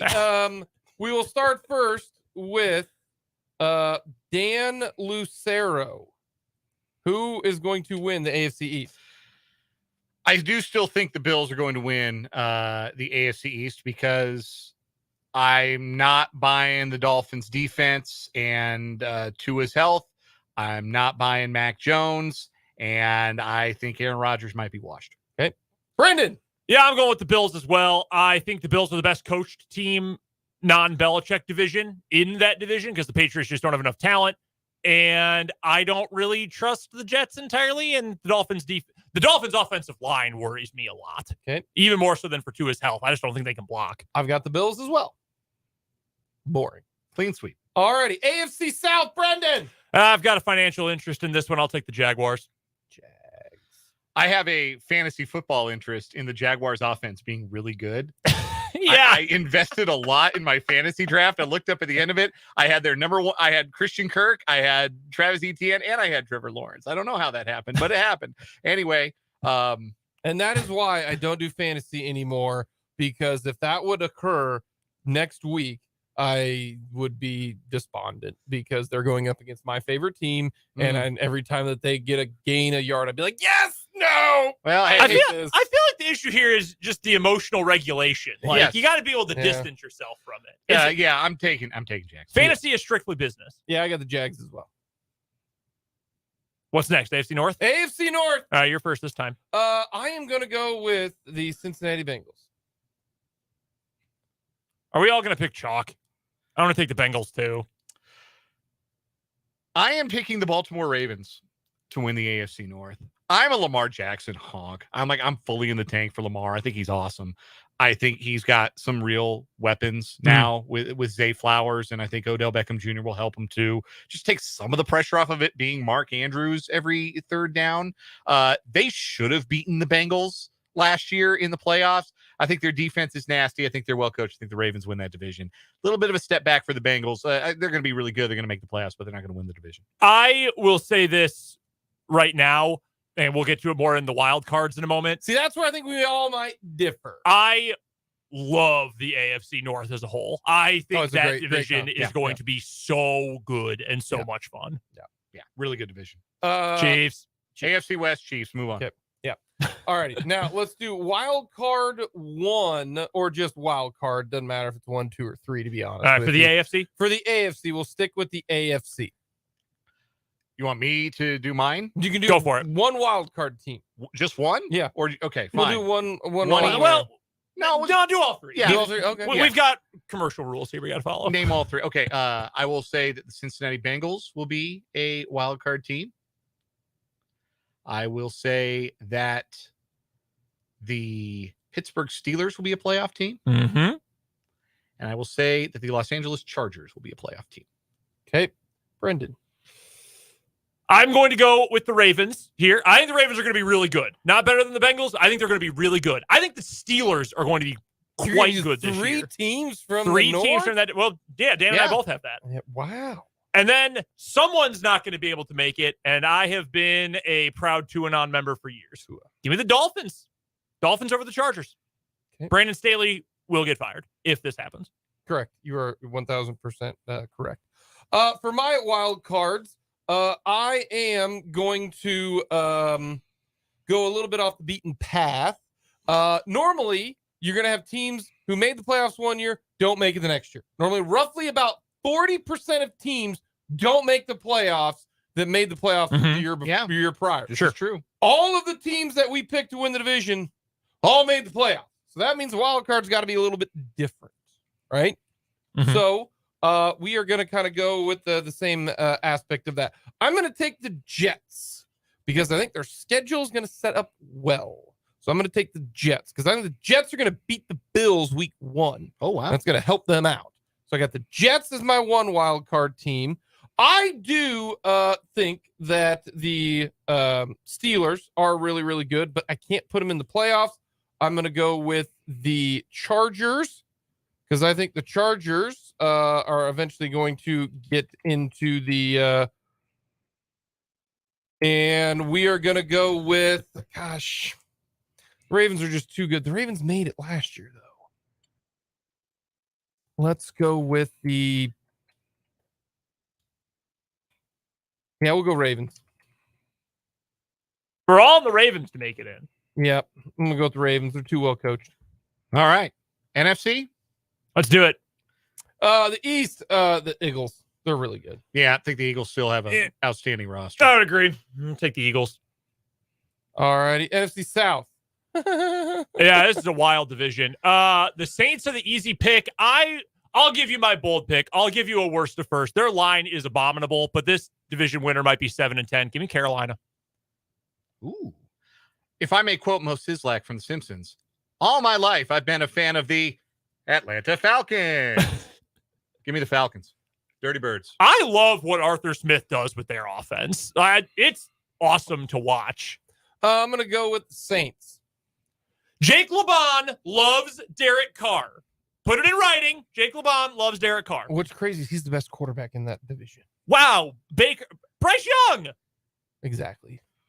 Wow. Scorching wildfire take. What? That Bryce Young's better than Derek Carr? Yeah, not better than Derek Carr. Yeah, that's what I'm saying. So NFC North? Yeah. Minnesota. Vikings. I'll go with the Lions. I'm buying in. I think this is a division Brennan that is popular. 9-8 might win it, but I'm going with the Lions. Dan. Oh, wait, I put that down. I got you. Okay, you got that. I'm going with the Vikings too. My favorite player in the league outside of a Chief is Justin Jefferson. He's awesome. The one concern with the Vikings is that they are going to regress from a year ago. Yes. They might be a better team and might have 3 fewer wins because they got so lucky a season ago. Yep. NFC West. Hawks. I will go with the 9. I'll do the normie pick. I will take the 49ers. I think they have just too much top end talent. I like Seattle there though. I'd put that darn near 50-50 for each of them. The Rams and the Cardinals have no chance in that division. Correct. I'd put it almost. This is the worst 50-50. division in football. Well, No, severe. No, distance. the South because is, yeah. the 2 teams at the top are that so are good. good. You're correct. Yeah, I think you could argue that the top 2 in the West are 2 of the top 4 in the whole conference. But I will say this: I think the South will be more competitive because all 4 of them are not very good. Where I think the Rams and the you'll have more teams Yeah. in it in the Yes. South. Sure. Mhm. Yes, I don't disagree with that. Yeah. So wild cards. I will take the 49ers to make. Well, I really wanted to pick the 49ers not to make the playoffs, but they got 4 layup wins in the division. So that's a big step in the right direction. I do think Dallas gets to the playoffs and going to need a dark horse here. Oh my God, the Chicago Bears. What? Dan. What? Dan has picked the Lions and the Bears. Yes. And Brendan is losing his mind right now, which is I hilarious. kind of like Justin Fields. I don't know, man. I think I'm all right with I that. don't know. What happens when DJ Moore's covered? They're going to throw it to Chase Claypool. Big Chase Claypool. Yeah. They got good running. Khalil Herbert, your guy. Yeah. Hawks. I'm going to go with the Seahawks to make it. They'll be wild card number 1. Give me the Cowboys. Here's my dark horse. Eric Bieniemy and the Washington Commanders. 7 seed. Alrighty. I also have the Cowboys. We're going the Seahawks because that division is boo-boo. And my last one will be, what are we going to go with? Out of curiosity, do you know who the offensive coordinator for the Dallas Cowboys is? Just curious. Joe Lombardi. No, he's that's with the Denver. Broncos. No, I'll do you only like a half a step better. Brian Schottenheimer. Yeah, not great. He is calling plays with Mike McCarthy That's hilarious. for a quarterback who has never won a meaningful game in his life. Give me the, you know what? Make it real interesting. Give me the Packers. Ooh. I can see it. Give me the Packers.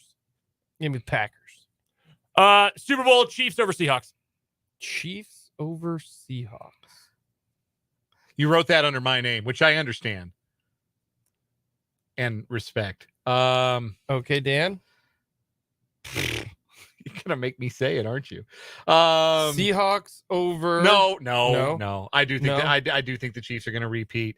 Give me a rematch. Give me Chiefs Eagles.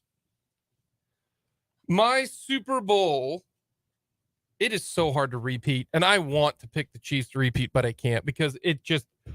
Even my heart says they're not going to repeat because it's so hard. Mm-hmm. It is so hard. So for the first time in 4 years, I'm not picking the Chiefs.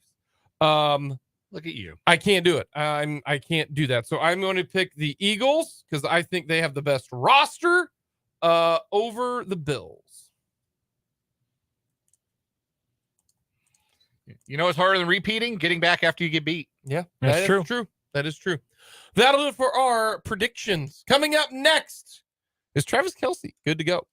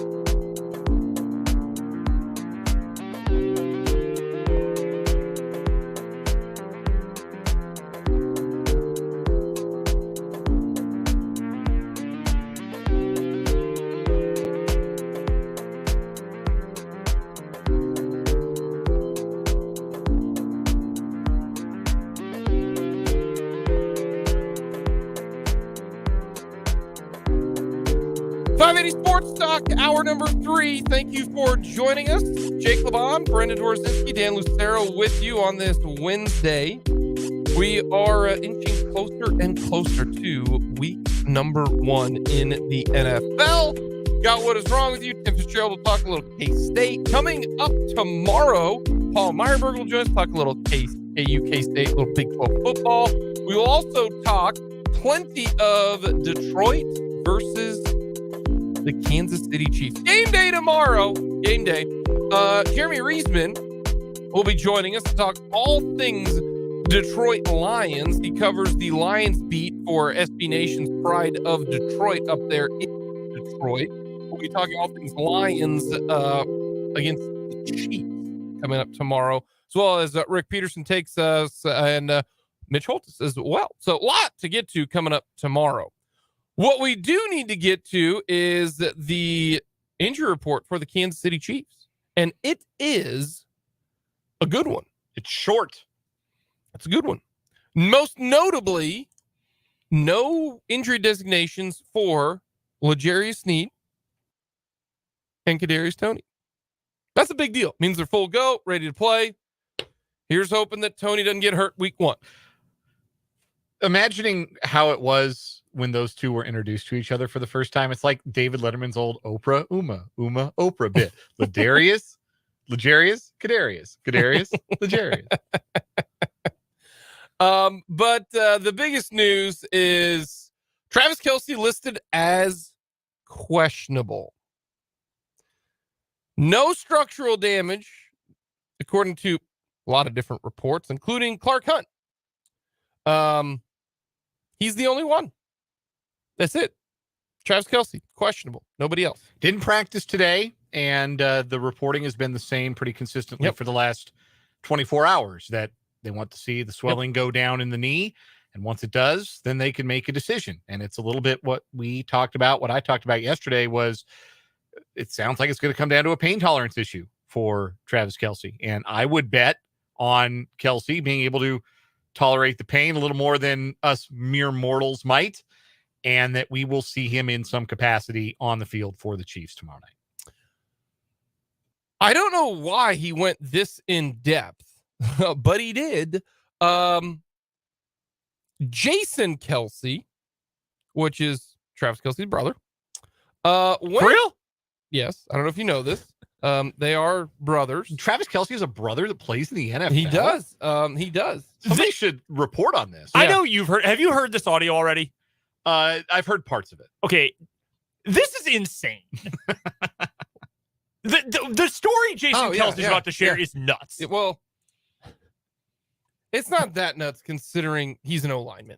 Well, yeah, and O-linemen just by nature are nuts. But yes, there is a part of me, and you'll hear it. You'll know exactly when he starts sharing this story what I'm talking about. It does mean something special to me to know that football players, all their money and fame and the resources to do pretty much whatever they want, somewhere deep inside, they're still just dumb guys like me or like you. Right. Like they still have dumb guy brain, essentially, where you think like, I could do chores today, or what if I turned my bicycle into a rocket-powered motorcycle? Like every guy has those thoughts. Yes.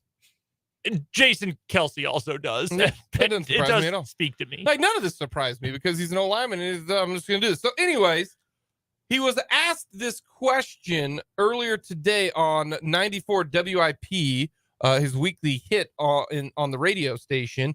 And they asked about his brother, Travis. Here is that about a minute and a half clip of Jason Kelce talking about his brother's injury.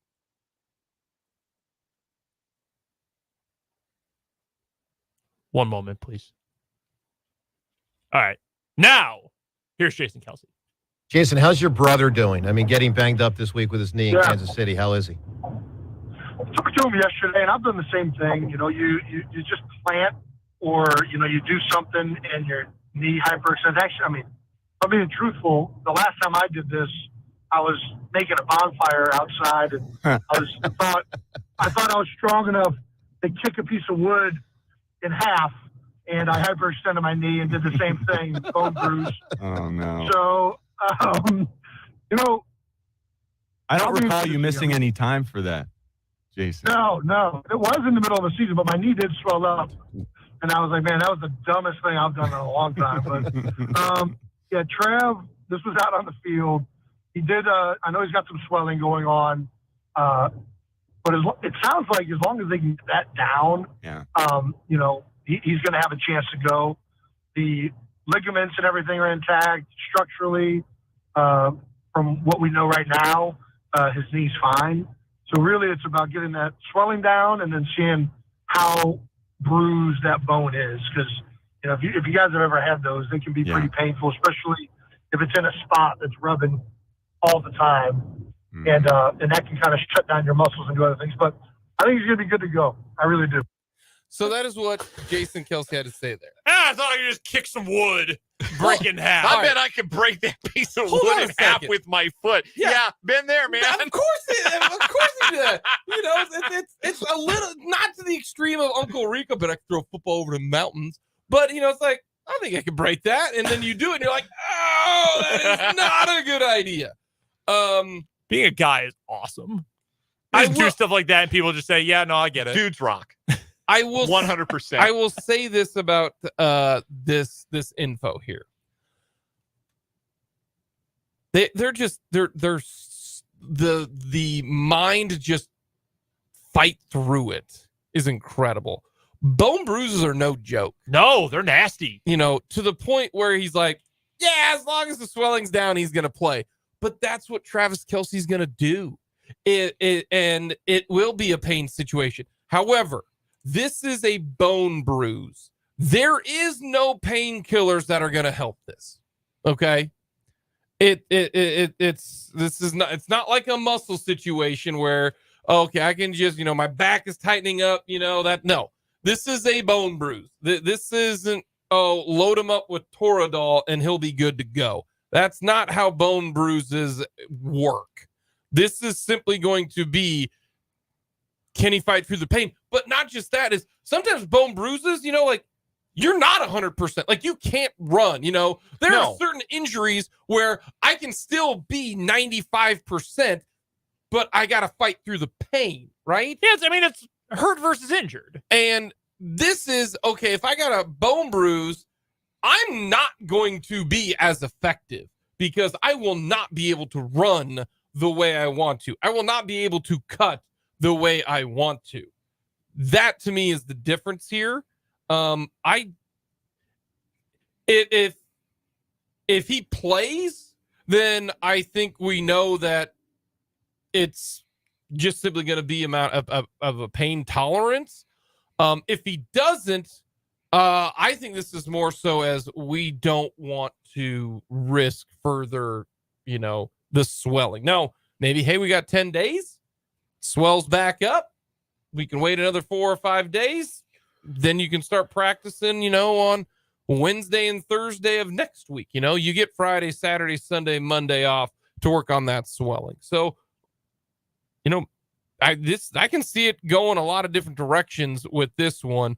But if Jason Kelce says, I bet he's probably going to play, I'm going to side with his brother, and I'm going to side with the nothing structural. And Travis Kelce is going to do anything and everything to be on that field, even if it's for 10 to 12 plays.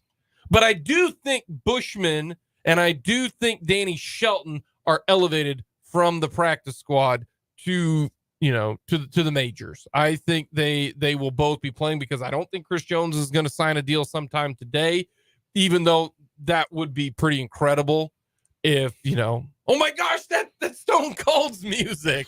And all of a sudden he signs a deal tonight. Like, you know what would be epic for his, you know, brand is if Kelce goes out and balls out, you know, and scores a touchdown while on a hurt knee.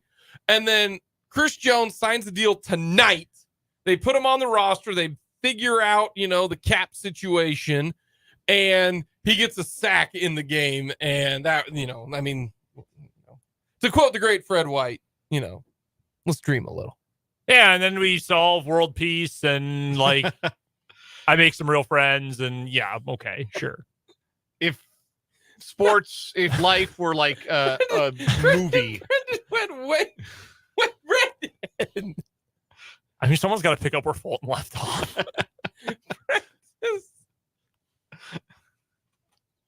I can't say like, and then women will talk to me because I'm married. I can't make that joke anymore. So Yeah, we'll just go with friends. New material since the last time we were doing this regularly. like we've pointed out, we're all very different people. Yeah, than we were in 2020. Oh my gosh. I'm glad it was that funny. No, I'm very appreciative. You've got friends. And good friends. Yeah. There you go. So no, I mean, I think it's not gonna probably happen, but it'd be cool if it did. So, best guess. What percentage of offensive snaps would you think Travis Kelce will be able to play tomorrow night? Keep in mind that typical game for him last year was around 80%. They managed his snaps a little bit more last year than they have in years past. That was a conscious decision that Andy Reid, I think, started to make last year, was to manage his snaps a little bit more. What's the average game? 60 snaps for an offense? Yeah. Somewhere in that neighborhood. He'll play 20, so he'll be 30%. So you think 30% of the snaps? If he plays, he'll do 30%. If he plays, he's going to be that limited. So that would be 33% of the snaps. Yeah, 30%. No rough 30%. Come on, guys. 30%. Yeah, I was gonna say 33. We were rounding down to the nearest whole number. Yeah. Well, no, that nearest round number. Okay. The nearest multiple of 10. Look, okay, man, nerd. I got a history degree. On, I had to take a math class after my junior year of high school. Hey, nerd alert. You both. Okay, 30%. Cheaper. 33 and a third. Good. Repeating. Come on. Jock Laban over here. About to knock my books out of my hand and shove me in a locker. Our lockers weren't big enough to do that when we were growing up. Do you have those half-size lockers? No, we had the thin ones. Yeah. We had the thin, full-size joints. I think it's you get like a book in. I think it's Shawnee Heights, going there for basketball games, walking through the hallway to get to the crow's nest. I think, how do y'all fit books in here? Like it's like this big. We had full-size lockers. You could fit your whole life in there. We had you went to skinny Europe joints. too. You okay, they get it. They were not nerd sized. He backpacked through Europe. You had like the nerd size locker. You could jam like a person in one of those lockers. We didn't have person size lockers. You guys forget that I was not like the jock. Like I was so small in high school. I was. You can be small and be a jock. Hardest I've ever been hit in my entire life was by a kid who was like 5'6". Yeah, he was a wrestler probably. I don't know that he wrestled. He played safety, and we were playing a pickup football game on the school field on a Saturday afternoon, and I thought like my heart had exploded when he hit me. No, but hardest I've ever been hit in my life. Guys who are 6'2", 160 don't shove people in lockers. I mean, you could. You would just get it right back. That was me. I was that size too. I was 6'2", 165 when I graduated high school. You were both very different 6'2", 165s. I don't know anyone who got shoved in a locker. What we used to do is if anyone left their locker unlocked, we would take it off and then turn it around so that like the backside of it would be facing out. Yeah. Then you had to get on the floor and lean up to unlock it. It was really funny. Look at you. God, you're a bully. Oh, I mean, you were a bully who wasn't there. You were like a behind your back bully. I wouldn't say. I mean, I mostly did it to my friends. Now I know why you don't have this. No, I mean, there's a reason that my 3 best friends are the same 3 people I've talked to since I was 15. You know what they say? They say if you stay in contact with someone for 7 years, like legit contact for 7 years, they'll be a friend for life. And you know what? Going back through it, I agree with that. Really accurate. No, that's I agree with that. Yeah. No, that's accurate. I've never heard that before. Yeah, 7 years. Because I'm like, okay, college. Yeah, 4 years of college. After that, didn't really talk to. Nope. Yep. Yeah, the people that I stayed close to through high school, like and into college, those are like still my best friends today. Yeah. Yeah, same in high school. Like if you were friends with high school all the way through college, like yeah, that's what I said. No, I'm agreeing with you. Like, yeah. Like that's I'm You're not agreeing with me. You're saying the exact same thing that I said. Yes. Yes. So 33.3% of the snaps for Kelce. Yeah. Tomorrow night. Yeah. No. Just 30. Okay. Just 30%. 30. So 26 or 20. No. 18. I think if he can go, it's going to be because the swelling has gone down enough that he feels like he can play like himself. I think 50%, maybe 60 is a little more reasonable. The more I think about it, the more I think it's going to end up being closer to 50, because I feel like if the swelling is that, which is the concern, right? That it's too swollen. Like if his knee is like the size of a softball or a grapefruit, like they're not going to play him. Right. So I sort of feel like if he's not dealing with that swelling and he's active, and you might as well get him on the field. He's going to want to be on the field. So I might switch my answer then. I think I might bump it up to 50%, because I don't think you can probably play him the whole time just as a self-preservation kind of thing. But I'll say 50. It's fantastic news though, because he'll if he doesn't play in this one, he's playing in the Jags game. He might miss one game. Yeah. He might miss one game. Is that game on the road? Yes. Okay. Chiefs are at home, then the road. It's like their only noon kick that isn't on a holiday. Yep. Which is kind of interesting, because you could certainly argue that Jags game should be the afternoon game. Yeah. Good matchup. Playoff rematch. Yeah.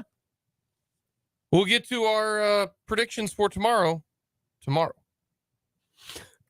Insightful. Coming up next, we got What Is Wrong With You? And then Tim Fitzgerald will join us here on 580 Sports.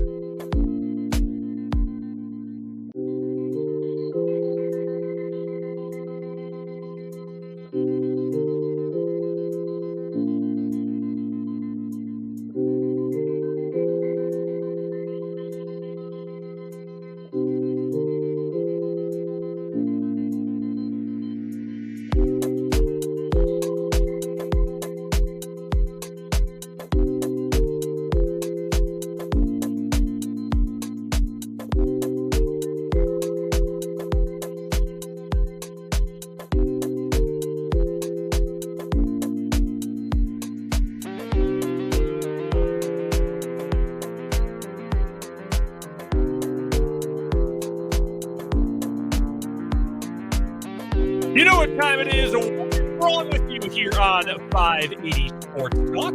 I'm Brendan, and we're with you the rest of the way. Tim Fitzgerald is going to join us coming up here in just a few minutes. But first, today's What Is Wrong With You, brought to you by Top City Metal Supply, who cuts the metal you need to your specifications. That saves time, money, and material. Never settle when it comes to your metal with Top City Metal Supply on South Topeka Boulevard, which is halfway between Frito-Lay and Forbes Field. Our winner from yesterday, the guy in Texas who for nearly 5 years between 2018 and 2022 was running a raffle. And to enter it, you had to buy a $105 koozie. $105 got you in the raffle, and you would get a koozie, and it would win this like rare Dodge Challenger. Yeah. Except nobody ever got a koozie, and they never did the drawing. They said, "Oh, we'll do it after 2,000 koozies are sold." They sold 700. Or 762 or some number like that. Never got close. I can't believe it went for so long. Like, don't you think someone who entered it at some point in another city saw that this raffle was going on? It was like, hey, I never got my koozie, dude. What the hell? You would have thought, like, okay, like, I understand it taking a while to do this drawing, but I would at least like the koozie you promised me. This can of Coors Light is starting to sweat, and I don't have any coasters. I need a koozie. I have a need for a koozie. Please deliver me a koozie.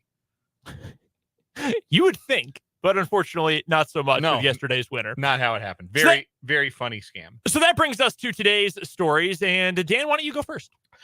Going to Florida, Clearwater, to be exact, where a Lakeland man was arrested and accused. Love the wording. Accused of pelting several Walgreens employees with Snickers candy bars during an early morning confrontation. Dog, that would hurt. Yeah, like, it's one thing to be hit with a Snickers bar. If I've been pelted with Snickers bars. You know, we've talked before. We've had a couple stories where people have thrown sandwiches, and we always have the discussion. How are you throwing it? Is it a javelin? Are you tomahawking it? Right. How are you throwing it? A Snickers, you kind of have to tomahawk it because it's not big enough to grip otherwise. Yeah. And if you're just holding on to the end of the wrapper, naturally that's how it's going to move. That would hurt. Yeah, a lot. You take the business end of a Snickers, the like those blunt end of it. Yeah, those are bulky bars, especially if they're the king size. Arrest documents allege a, quote, highly intoxicated, end quote, 23-year-old Noy Adele became agitated when employees of the Clearwater Walgreens refused to sell him a box of cigarettes, citing store policy. I don't know what the store policy is. Obviously, he's old enough to buy cigarettes, but not sure. Maybe he didn't have an ID. I bet that's what it was. They were going to ID him. He didn't have an ID on him, and he got mad. And also, he was heavily intoxicated. Angered by the refusal, Adele allegedly became irate and threw Snickers bars at the store's manager, hitting them in the face. Uh-oh. Another store employee rushed over to help and ordered Adele to leave the store. In response, Adele threw several Snickers bars at the employee, striking them in the chest. This is my favorite detail of the whole story. Adele later told police he didn't mean to throw the candy directly at employees. But documents stated that surveillance footage showed that Adele was very intentional where he directed the Snickers bars. It's like, nah, I was just throwing them all willy-nilly. I wasn't. Nah, man, you were painting corners. You were pounding the strike zone. What are you talking about? He went full Rick James. I could jump up and grab my feet in somebody's couch. I got more sense than that. Yeah, I remember grinding my feet in Eddie Murphy's couch. Nah, man, you were dropping dimes. You were you weren't just flinging them all over the place with no regard, man. You were hitting your spots. You were throwing darts. Locked on target. Adele was arrested and charged with battery. His bond was set at $500. Come on, man. Oh, man, that's funny. Highly intoxicated is a great line. My story is also going to take us to, well, it's going to take us to Georgia this time, but it involves a man from Florida. In fact, I was in Tybee Island, Georgia, this past summer. Really nice place, nice little beach town. Had great pizza while I was there. We meet a Florida marathoner who is facing federal charges after the U.S. Coast Guard spotted him 70 nautical miles off of Tybee Island, Georgia on August 26th in a homemade hydropod while Hurricane Franklin bore down on the eastern seaboard. Reza Bellucci claimed that he was headed to London in the human-powered vessel, which was a hamster wheel-like contraption, which a newly filed criminal complaint described as being, quote, afloat as a result of wiring and buoys. When Coast Guard officers told Bellucci that they were cutting short his, quote, manifestly unsafe voyage, Bellucci threatened to kill himself with a 12-inch knife if anyone tried to apprehend him, and then he claimed he had a bomb on board his gigantic hamster wheel. It turned out that was fake. 3 days later, Bellucci, who authorities have intercepted in his hydropod at least 3 other times, finally surrendered. He made national news back in 2021 as well when he attempted to get from Florida all the way to New York in his hydropod, but washed ashore after 25 miles. So I'm going to pull the picture here so you can see what this guy, it's going to take me a second here, but I want you to be able to see what this guy's little pod looks like, because there's no way any reasonable person could get in this contraption and think, yes, this is going to get me safely to London or to anywhere, any sort of civilization. We're going to put this on the YouTube feed. He was trying to go to London? I believe that's what it says here, yeah. He's trying to cross the Atlantic Ocean. In his little human hamster wheel thing. So if you're watching on the YouTube feed, 580 Sports Talk on YouTube is where you can find us. Go check it out. Make sure you subscribe to. We're going to put the picture up of this thing right now, and I'll describe it as best as I can for you. There's just large balloon-looking buoys on the side of it. What looks to be a metal mesh canister almost in the middle. It looks like, what did they call that game on the American Gladiators? Where you you were in the rolling ball? Yeah. You can buy these. They, in fact, the Washburn men's basketball team just put a video on Twitter of them. They're like Zorbies or something. You get in this big plastic like a balloon, ball, yeah, and you just run into people. Yeah. And it's funny, but this guy wanted to use it to cross the Atlantic Ocean. Did he just think he was going to run across the Atlantic Ocean? Because I guess that's how hamster wheels work. And that's essentially what he has done here. As pointed out in the headline, he's made a human hamster wheel. Is he aware that hamster wheels need energy? Like, if you ever watched a hamster in a wheel, funny little animals, hamsters, the wheel stops when they stop. Mm-hmm. Like, it's not like you get it going and then you ride the ride. You have to keep your legs moving if you want the wheel to keep moving. Did this jamoke think he was going to run across the Atlantic Ocean? I guess. By the way, the length at its peak of the Atlantic Ocean is 69,510 miles. He just thought he needed a little kickstart and he could coast for a little while. Oh, okay. Hold on. That's bad comprehension on my part. That's if you took every coastline. Okay, it's still 3,000 miles. Okay. If you took the entire coastline around the Atlantic, it's 69,000. Still 3,000 miles? 3,000 miles! That's a lot. All right, who you got for today? What an idiot. What an idiot. So, full disclosure, I had looked at your story before I also selected my story. I just loved the language in my story, that people were being pelted with Snickers bars. Yeah. And that it's a great visual. Yes, that he was like, no, man, I wasn't aiming those. Like, not only were you aiming, you were on target. Like, you should play quarterback because you were throwing darts with these Snickers bars. You were hitting people in the face, the whole thing. But heavily intoxicated when he did all of those things, which actually makes his control and command all the more impressive. This guy clearly had a sober thought. I am going to be the first man. I'm going to innovate in the technological and overseas travel space, and I'm going to be the first person to cross the Atlantic by hamster wheel. Vance brings up a good point on YouTube here. How do you store any food or water on it? Because you can't just drink Atlantic Ocean water. That will kill you. It looks like it's all mesh. Like this. It's all like everything is like getting through. Right. Yeah, I don't know. You got like a mini fridge on that thing, like a power source. Let's also not forget, this is at least the 4th time he has tried to use this thing. At least. They keep cutting him down. They keep saying, nah, man, this is a bad idea. Yeah, that's the winner for today. I don't know how he got 25 miles. I mean, again, I would think, maybe not. Like, it would bob you along probably the ocean after a while.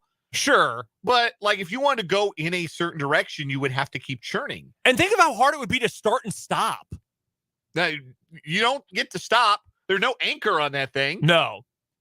So, yeah, that's the winner for today. Does that take down our raffle scam? It might. It really might.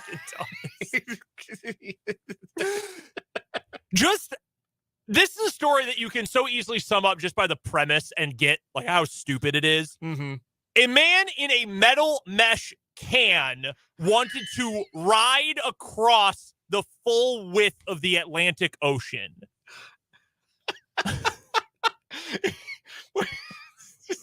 Like, how does he getting it started? Pushing forward. Yeah. like a running with the hamster. That's my winner for the week. Yeah. That's so good. Let's moving on. The human hamster wheel, our new weekly winner in What Is Wrong With You. Brought to you by Top City Metal Supply. Metal cut to order when you need it at Top City Metal Supply on South Topeka Boulevard. The Wildcat wrap-up with Tim Fitzgerald's coming up after this on 580 Sports Talk.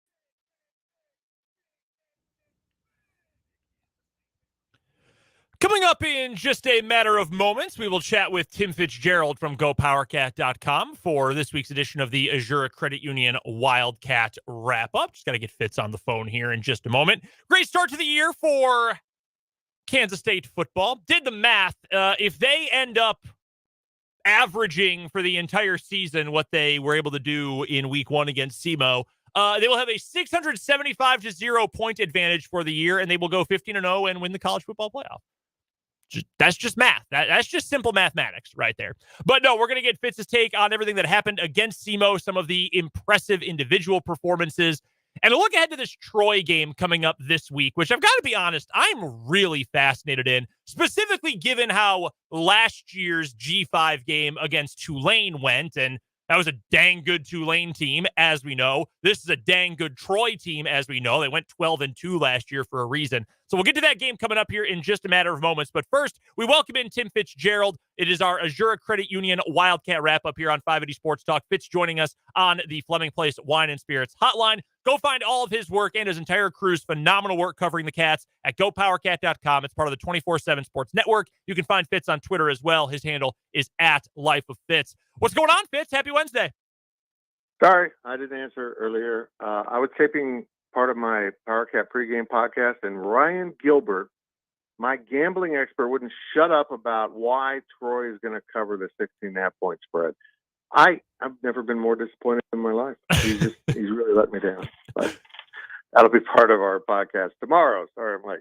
No, you are, Fitz. It's always right on time when you show up to the party. That is when the party starts, is when you show up. So no worries. And we'll get to that Troy game here coming up in a minute, because I am fascinated by that matchup. But let's start with this past Saturday night against SEMO, 45-0. It was what you would hope to see from a Big 12 championship contender, a team that might have an outside playoff chance, certainly a top 10, top 15 kind of team, against a good but obviously inferior FCS opponent. So what stood out to you that was the most impressive from that K-State performance on Saturday? Kansas State took care of business. And keep in mind that the first snap of the game for K-State didn't go well. It was negative yardage, but it looked like SEMO was going to play, and then K-State just kind of dominated from there on out. It was impressive what K-State did. SEMO's a solid FCS team, but they never really got into that game. K-State just dominated, bottling up a good SEMO running game to 6 yards total in the game. They only got there against the reserves at the very end. It was negative for almost the entire night. It was impressive. They played a lot of people. We saw a lot of things from some young guys that was really promising, and they get a bigger test this week. There's no doubt about it. Troy, defending Sun Belt champions, expected to win the Sun Belt again. Places and win, so this will be a better test. I know you were excited about Avery Johnson. I was excited about Avery Johnson. Dan was as well. I think damn near every K-State fan was excited to see when Avery Johnson would get in the game and what he would be able to do once he got out there. And I feel like during games, you hear play-by-play guys, color commentators use the phrase, someone can scoot. That's a frequently used phrase. That really seemed to describe what Avery Johnson does when he uses his legs. I mean, it is quick, it is snappy, it is smooth, and let's not forget about the big arm as well. What was, to you, the most impressive part about what you saw from Avery Johnson? Just was cool and calm. I mean, he just went out there and made plays. He threw the ball downfield. He tucked the ball and ran to pick up first downs. Had a designed quarterback run play that was really bottled up, and he just cut it back across and went in untouched. It's one of those situations where you're like, oh, this play didn't work, and then he made it work. And that's the benefit of having a really mobile quarterback. And I don't know what the plan is for him, if they're going to use him in just 4 games or try to get a red shirt on him, or they're going to have him incorporated into every game for a little something. But the kid can play. And the quarterback room at K-State is, in good hands with him if he's the true backup. But Jake Rubley's still listed on that depth chart as the backup, and I think if they get away this week and open it up, I think we'll see Rubley come into the game. Our guest is Tim Fitzgerald to GoPowerCat.com. He's the publisher there, and he's our guest on the Azure Credit Union Wildcat Wrap-Up here on 580 Sports Talk. We do it every Wednesday at this time on the Fleming Place Wine and Spirits Hotline. Check out Fitz and the gang's outstanding work at GoPowerCat.com, part of the 24/7 Sports Network.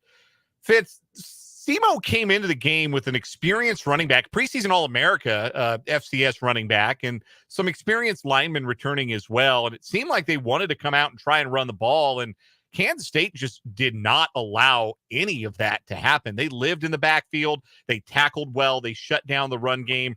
Did that performance, and again, I know it's a FCS opponent, you'd like to see domination, but how did it change maybe how you evaluate the front seven, the depth on the front seven, and their potential to be a physically imposing unit?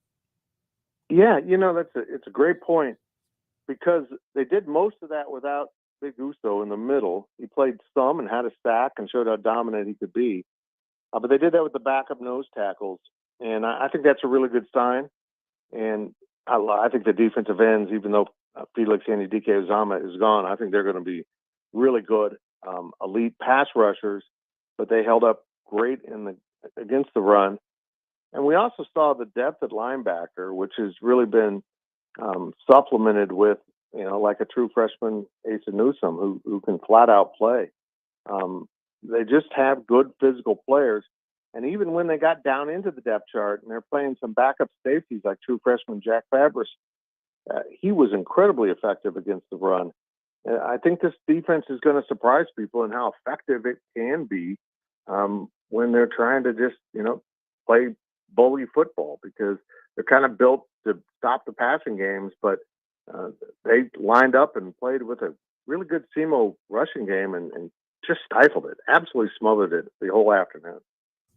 Offensively, the play of the wide receivers was something I was always going to be interested in right out of the gates. And then Keegan Johnson's not dressed. And that was the guy that a lot of people thought might be wide receiver number one coming into this season for Kansas State. But they didn't appear to miss a beat without the Iowa transfer, because Phillip Brooks made some plays and RJ Garcia made a whole lot of plays. And I want to ask you about RJ in particular, because it was a name that Chris Kleiman brought up before last season and might have had more of an impact last year if he hadn't been dealing with injuries, but he was behind some veterans on the depth chart and we didn't really see a lot of him. And then when we saw him, it was catching a touchdown in the Big 12 championship game. Now here he is going over 100 yards in his first game.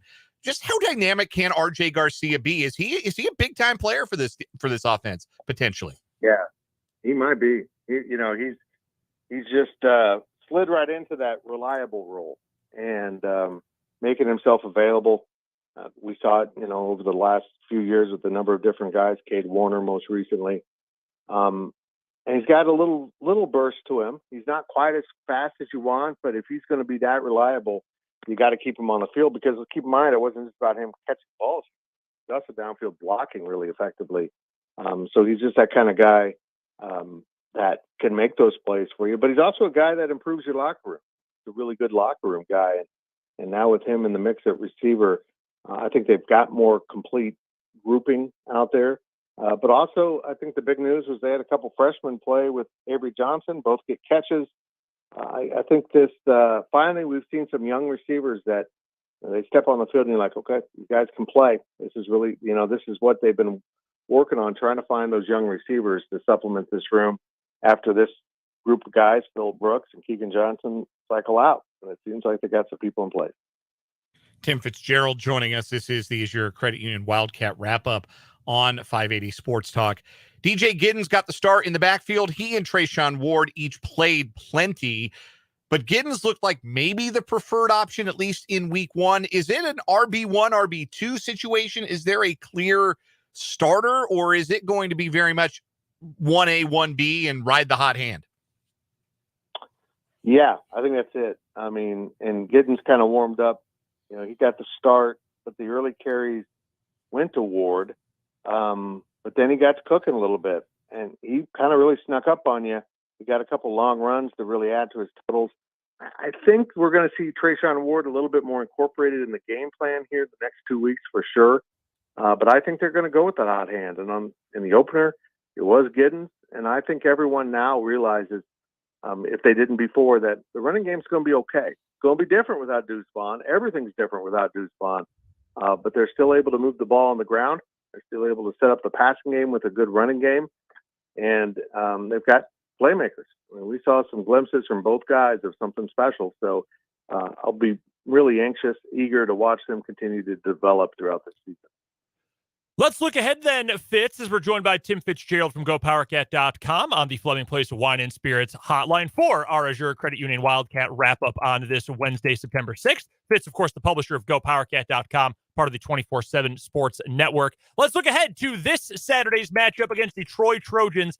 This is a good Troy team. Last year, week 2, G5 opponent, K-State, as we know, lost to a really good Tulane team. I am of the belief that the guys who are returning from that squad last year, and there are a lot of them, are not going to let that happen again. They're not going to get caught napping. They're not going to get caught not paying attention, not focusing, whatever it is. They're not going to end up in that situation. I don't know that they will blow out Troy, but I think they are going to put their best foot forward and not let something happen like what happened against Tulane last season occur again. So with that in mind, what do you think it is going to take for K-State to put that best foot forward, to show a little improvement, and to give Troy its best shot? Well, it's a topic that comes up all the time, and it's not brought up by the media as much as the players. That's how much it's on their mind that, we kind of took our eyes off of things last year and got into a tougher game with Tulane than they expected, and then couldn't get out of it, couldn't ever kind of wrestle control away from Tulane. And you know what? Part of it was the coaches came into it with a pretty guarded game plan. Well, we saw from Colin Klein, who's also mentioned it, they're not holding back. They're going to put up points and put stuff on the field and try to dictate these games with the offense as much as possible.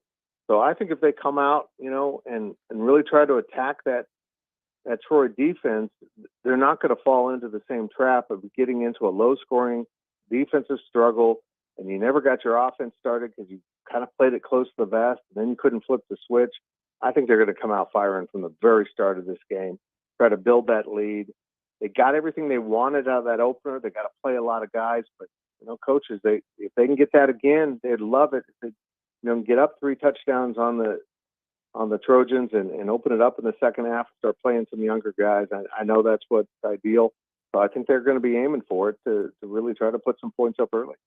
So why does your gambling expert then, your friend and ours, Ryan Gilbert, believe, and don't give away all the industry secrets because we want to hear him on the podcast coming up tomorrow over at GoPowerCat.com. But what is kind of the concept behind why he thinks Troy is for sure going to cover in this game and keep it close? Well, he's got access to all that good stuff. Like Troy's, covered their last 5 road games where they're the underdog. They've covered the spread. Just stuff like that. He's smart. He sounds smart, at least. I don't know if he's really smart, but no, he thinks Troy's going to come in and offer a really good shot. They're not going to win, but they're going to make this a little bit more competitive. I tend to think K-State's is going to uncork it a little bit. I think this team is pretty good. I know we've only had 1 game against an FCS opponent to see that, but I kind of affirmed everything I thought about this team coming in, and I think they will get away from Troy. The constant debate I have with myself anytime I place a bet and try to come up with reasoning for it is, am I smart or do I just think I sound smart? So I understand where you're coming from because I feel that literally every single time I open up my phone to place a bet. What's the final score going to be, Fitz?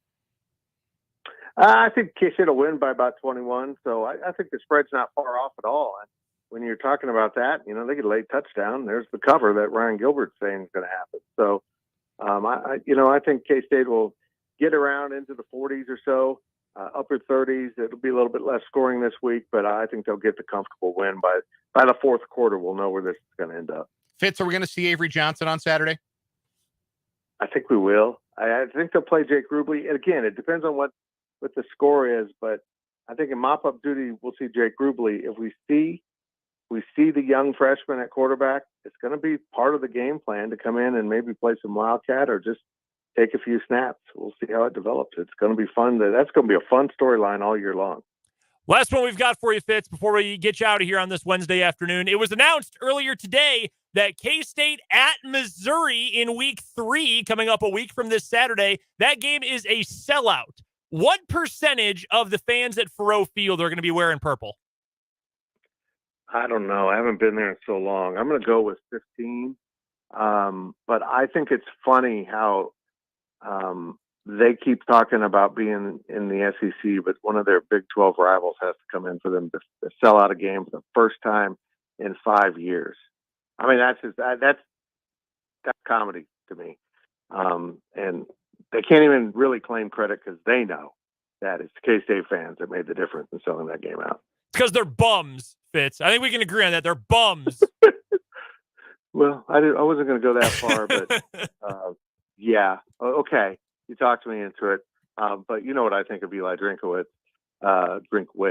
He's Ron Prince 2.0, and I hope they enjoy his time there.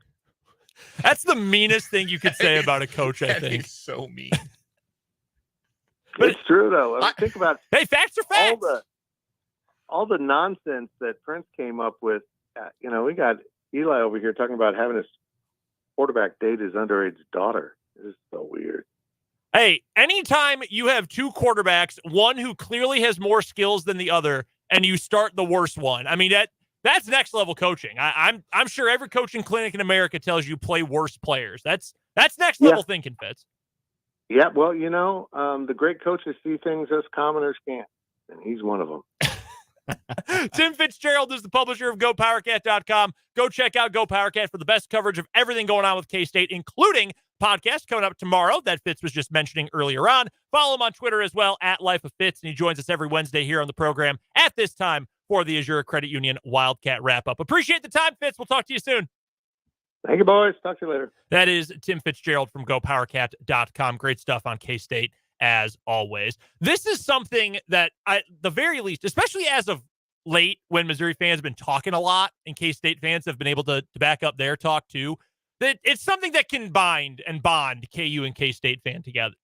It's like that, the hatred of that program. It's like that meme of the two gang members with the red and the blue bandana. Holding up the bandanas. Holding up the bandanas. Yeah. That's how I feel about Mizzou. We've got 1 hour left of 580 Sports Talk coming up after the news.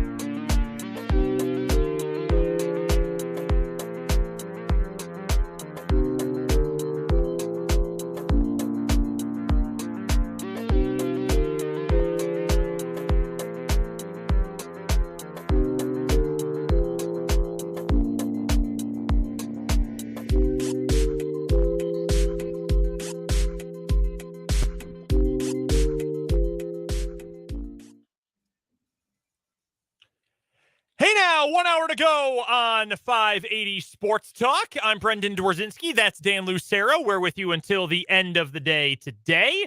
Right at 6 o'clock, we'll send you off to the Royals Radio Network for some Royals baseball this evening. They're on a hot streak, 2 in a row. They're not going to get the sweep, are they? Could they?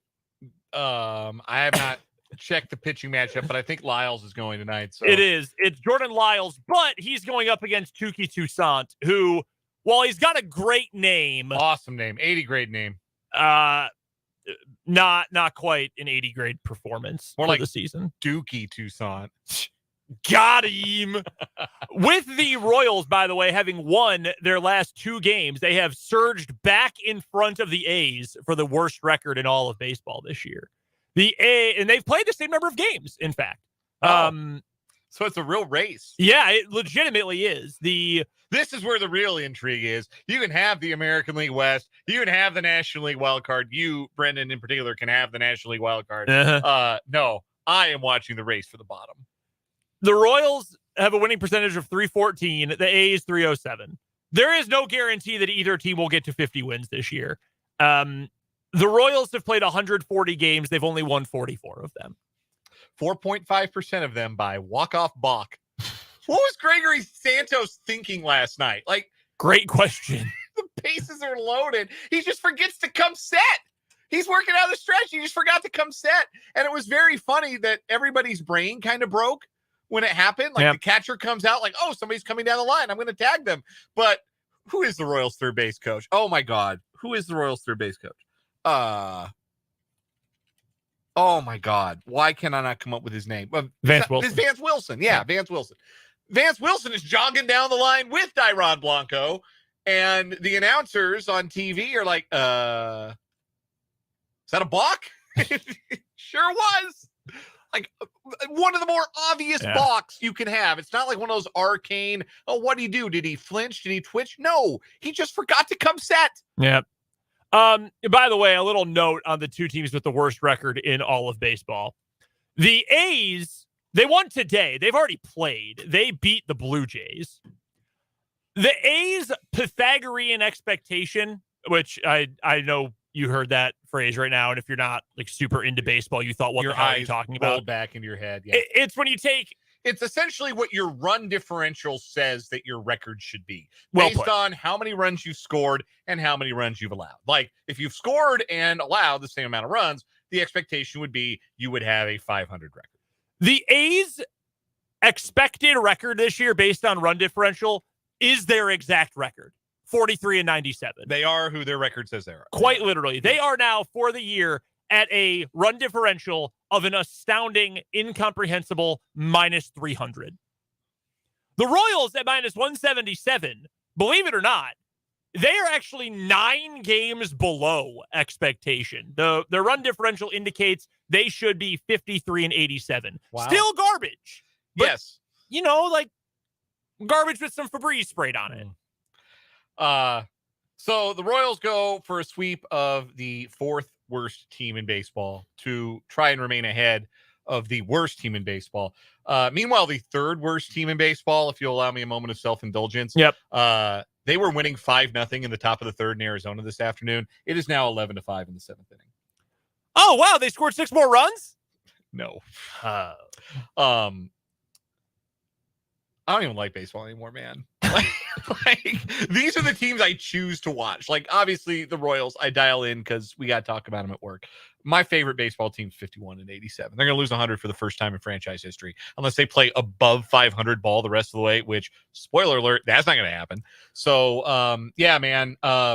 Who is closer to first place in their division currently without looking, the Royals or the Rockies? Oh, definitely the Royals. They're 29 games out. The Rockies, sadly, 33.5. Yes, because the Central is a clown show, and the National League West has the Dodgers.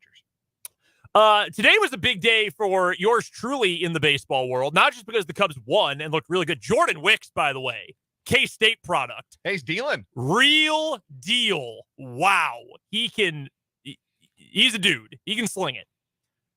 If the Cubs win one more time this season, they need precisely one more win in their final 22 games. They will have hit their win-loss over for the season. 76.5. They've got 76 with 22 games left. I thought they would be better than they were last year. They're way better than they were last year, and it has made for a very fun summer for me specifically. Apparently, I'm the only one here who's you having are a the fun only summer. one. Yeah, like I'm considering giving up the sport entirely and pursuing other interests in summers to come.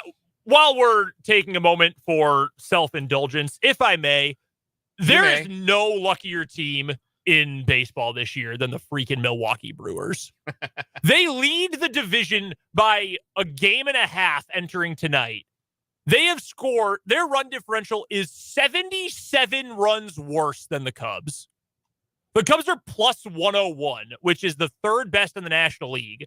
The Brewers are plus 24. Get out of my face. Get out of here, Milwaukee. They only got 2 above average hitters in their everyday lineup. I know, it's nonsense.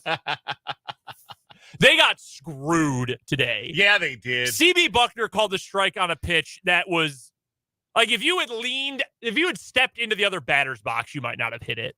And he called it a call strike 3, horrible call. And I don't feel bad for a single second. They have gotten so lucky all year. I do not care. I have no problems. CB Buckner has to be hoping that Angel Hernandez remains employed for as long as he does, because then he will never be considered the worst umpire, which in a world without Angel Hernandez, it would be CB Buckner, whose name you would associate with umpiring ineptitude. He is god awful, absolutely terrible. All right, let's get to our 580 Sports Talk headlines for today. We'll talk more Chiefs, the latest on Chris Jones, latest on Travis Kelce in a little bit. You know what? In fact, let's get to some Travis Kelce right now. The Chiefs injury report, it came out earlier today.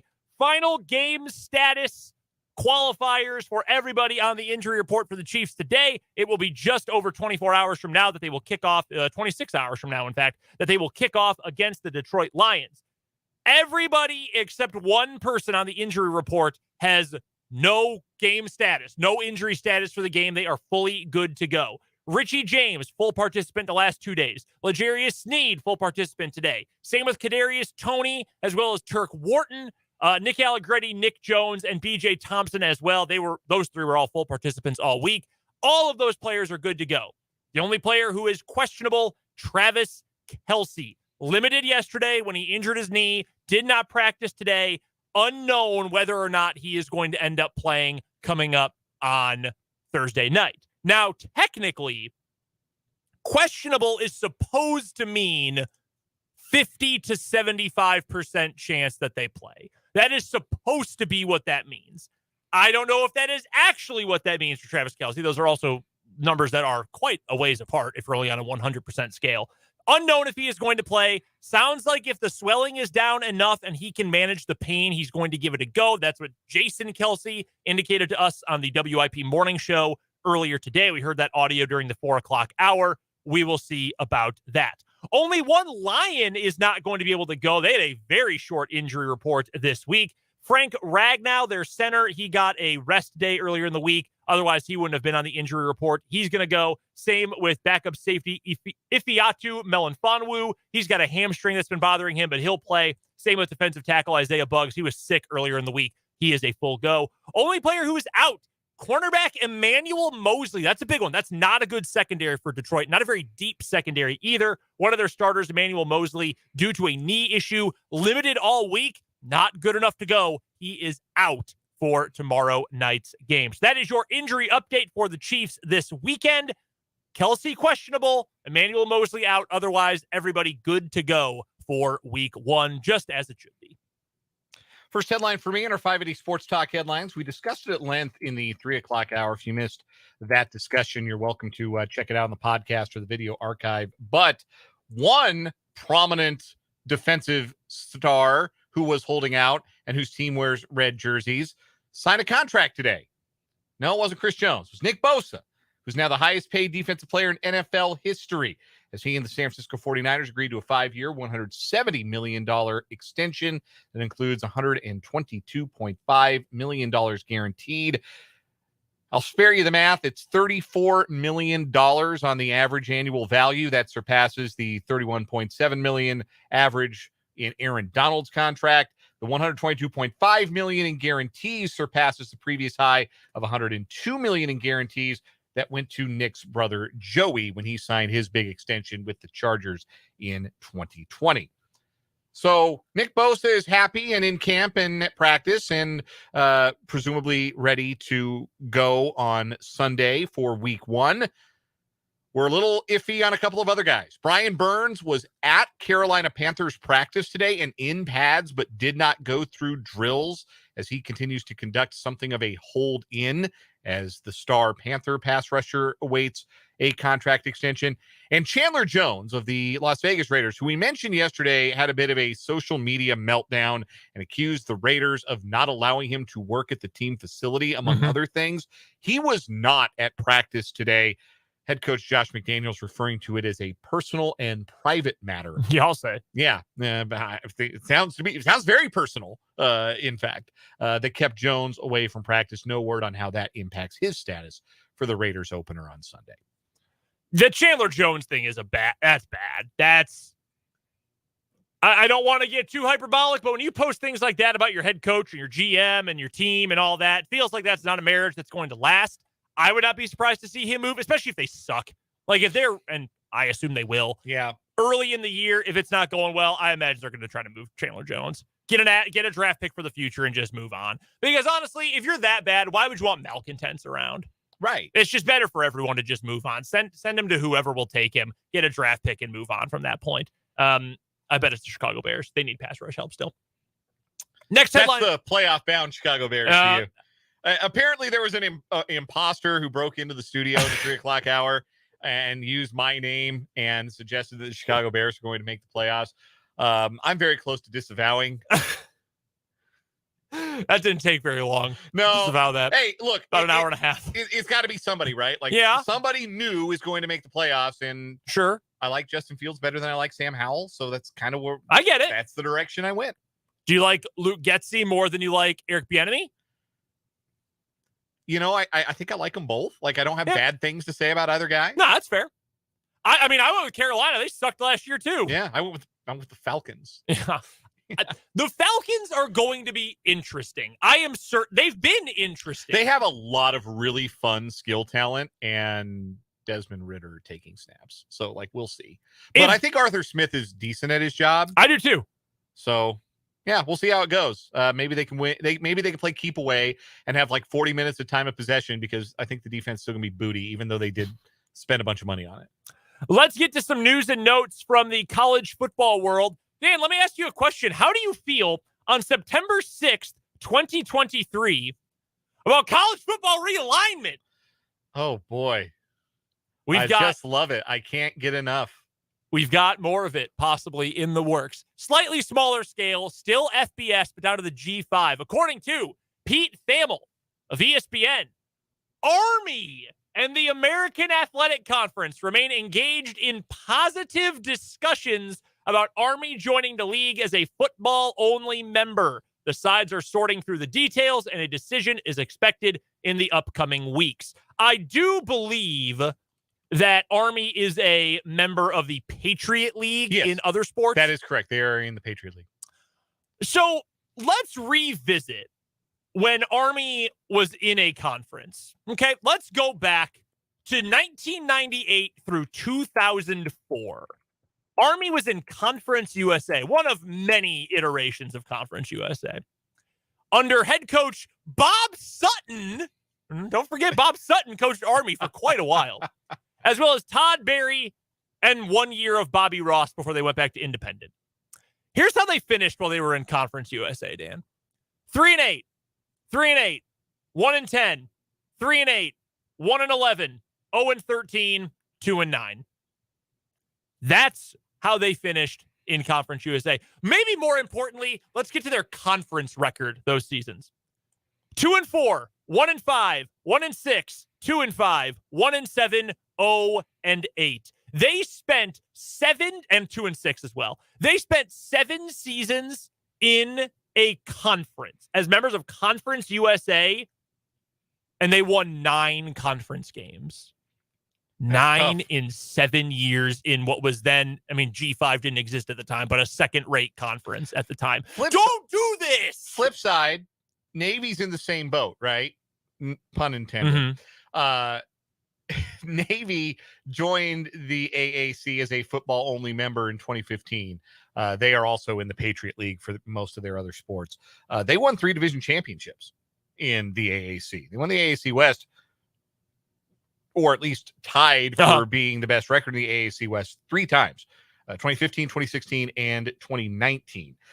Things have gone downhill for them since then, and Kenny Malillo is not their head coach anymore, but Navy was at least able to compete in that league, and I think a good Army program would be able to be moderately competitive in that league as well. The reason I don't want to see this happen is it turns Army-Navy into a non-conference game. Because it would have to be, because both schools still want to play it on that last Saturday that you can play. Understandably. Like they want to keep like the Army-Navy game, the spectacle that it is. It's because they do. It's championship Saturday, and then it's Army-Navy the next week. The AAC obviously has a conference championship game. So if you're going to play a game between 2 conference schools, it wouldn't make sense to have it factor into the conference standings. So Army-Navy would just continue to be a non-conference game, have no impact on the AAC standings. And they would want to keep it at the end. And I hope, and I would imagine that the AAC would be okay with allowing that to be the case moving forward, because the Army-Navy game is such a big part of college football tradition and history.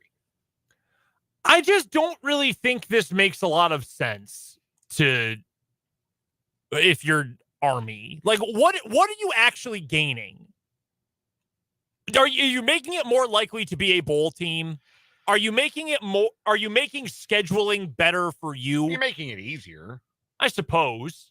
But I mean, then your non-league games, if you're playing 12, the AAC play 8 or 9 league games. Do you know? I think they play 8. I think. So if they play 8, and they don't go to 9, because they're gonna play each other every year, and they're gonna play Air Force every year, and they usually play Notre Dame every year. So that doesn't leave you a whole lot of wiggle room in your non-conference. You got like 1 open date in your non-conference. I don't think Army plays them every year. Notre Dame. Yeah, I think that's a more temporary, of a Navy thing. That's more of a Navy thing. Yeah, you're probably right. But still, I mean, you can get more favorable matchups when you can pick your opponent, as opposed to being forced to play UTSA every year, which is building a behemoth. Better than going to play South Florida every year, or name your other program. I know that's not going to be as strong of a league coming up this year. Last season, Army goes 6-6, and they won 2 games against FCS teams, so they didn't qualify for a bowl because they had 2 FCS wins. There's 6 games that they won: Villanova, Colgate, Louisiana Monroe, UConn, UMass, Navy. Their losses came to every good team they played.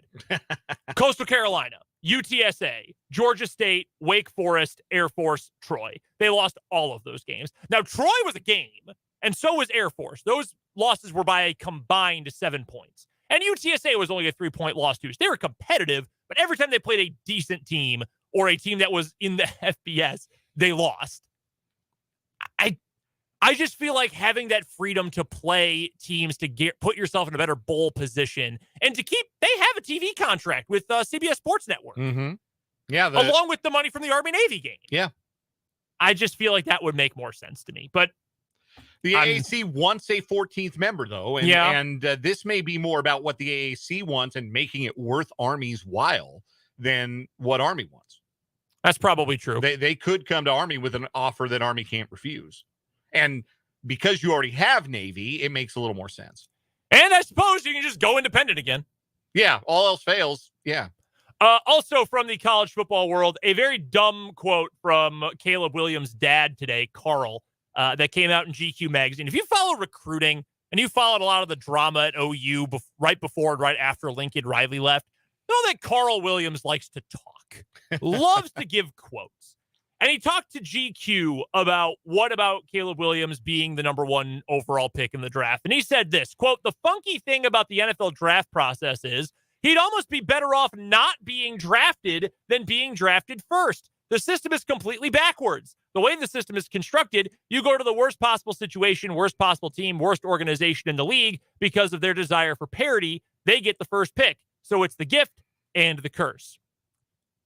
Leaving aside the point about whether or not economically it is the right thing to do to have a draft, because technically, if you wanted to do like true, pure capitalistic view of sports, there should not be a salary cap.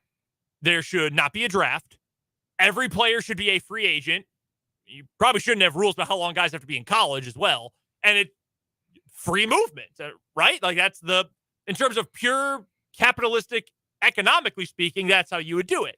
Now, the NFL doesn't abide by that mindset because it's better for the product if you have parity. And if teams that are bad add good players and become good. And that's what the salary cap does, et cetera, et cetera.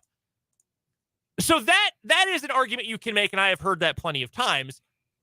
But Carl Williams is wrong here. That's not backwards. That is quite literally the intent of the draft. It does not make any sense to say, congratulations, Chiefs. You're the best team in the league, and now you get first crack at adding the best talent back. That's not how that works. So you might not like it, but it's not backwards. That is exactly how it is supposed to work. We can have an abolish all sports drafts conversation for another day. But yeah, like how many like generational quarterback prospects have we seen not pan out and maybe just not pan out because they got into a bad organization? Like, I don't want to see Caleb Williams with the Arizona Cardinals. That doesn't interest me at all. The Cardinals are a pit. They're toxic. They made Kyler Murray seem joyless and not super fun. Like, I don't want to. Caleb Williams might be Patrick Mahomes. Like, you watch some of his highlights, like, there are some similarities. He might be that kind of player. I know that's insane to say aloud. But you can see it. I think a fair way to put it might be that you can see some of that instinctual, make it happen on the fly stuff that Mahomes does. I mean, that's with the arm strength, with the athleticism and the arm strength to pull it off. Yes. I don't want him to go to the Arizona Cardinals where they're going to be picking another head coach next year because Kendall Roy is going to get fired. This is the biggest loser in the world is their head coach right now, and he's not going to make it a year. How many people do you think can name Jonathan Gannon right now? Or just like that weird guy with the bus analogy? Shoo. The counterpoint to that, because I understand what you're saying, the Bengals are not exactly a paragon of, being willing to spend and being a great franchise, but now they hit on multiple first-round draft picks, Burrow and Chase and some other later guys. T. Higgins was a good pick. I mean, for the better part of the 2000s, they've been a playoff franchise. Marvin Lewis had them in the playoffs every year. And Carson Palmer, good quarterback. Yeah. Andy Dalton was a good quarterback. Yeah. Jacksonville, another example. Now, Shad Khan is a little different because I don't know that he's a great owner, but he is willing to spend. And he is willing to bring in talent. Now, sometimes that's ill-advised. They're not quite as no one's as badly run as the Cardinals, but like toilet organization. Toilet franchises don't have to stay in the toilet, but there's a reason the Cardinals in particular have been in the toilet forever, pretty much their entire existence. Forever. Yeah. So no, I get it. And this is clearly a comment about the Cardinals. Like if they knew the Rams, I mean, no one's really talking about the fact that the Rams are also going to be probably awful this year. Yeah, they might be big bad. Here's a quick headline we'll throw in here. Cooper Kupp, not going to play week 1, and Sean McVay said it's possible you go on IR. When coaches say they might go on IR, you're going on IR. Yeah. They're going to be awful. If they ended up with the number 1 pick, if they were the team that was clearly tanking, do you think Carl Williams says this? No. It's because it's Arizona. It's because it's the Cardinals. If this was the Rams or the Chargers or some other a New York team. Yes. Like they're not a franchise with some history and some success and an infrastructure, but also just a talent deficiency. Like sometimes that happens. Sometimes like the Colts. Yep. The Colts were a great example when they sucked for luck and they brought and it worked. Yeah, worked great. Yeah, I don't think there's anything to this. Do not believe parents when they say, well, maybe we're not going to enter the draft. Maybe we're not going to do that. No, you're going to. I'm certain of that. Any other headlines? One more headline. We'll do the fun one. Marathon cheating scandal in Mexico City. Love it.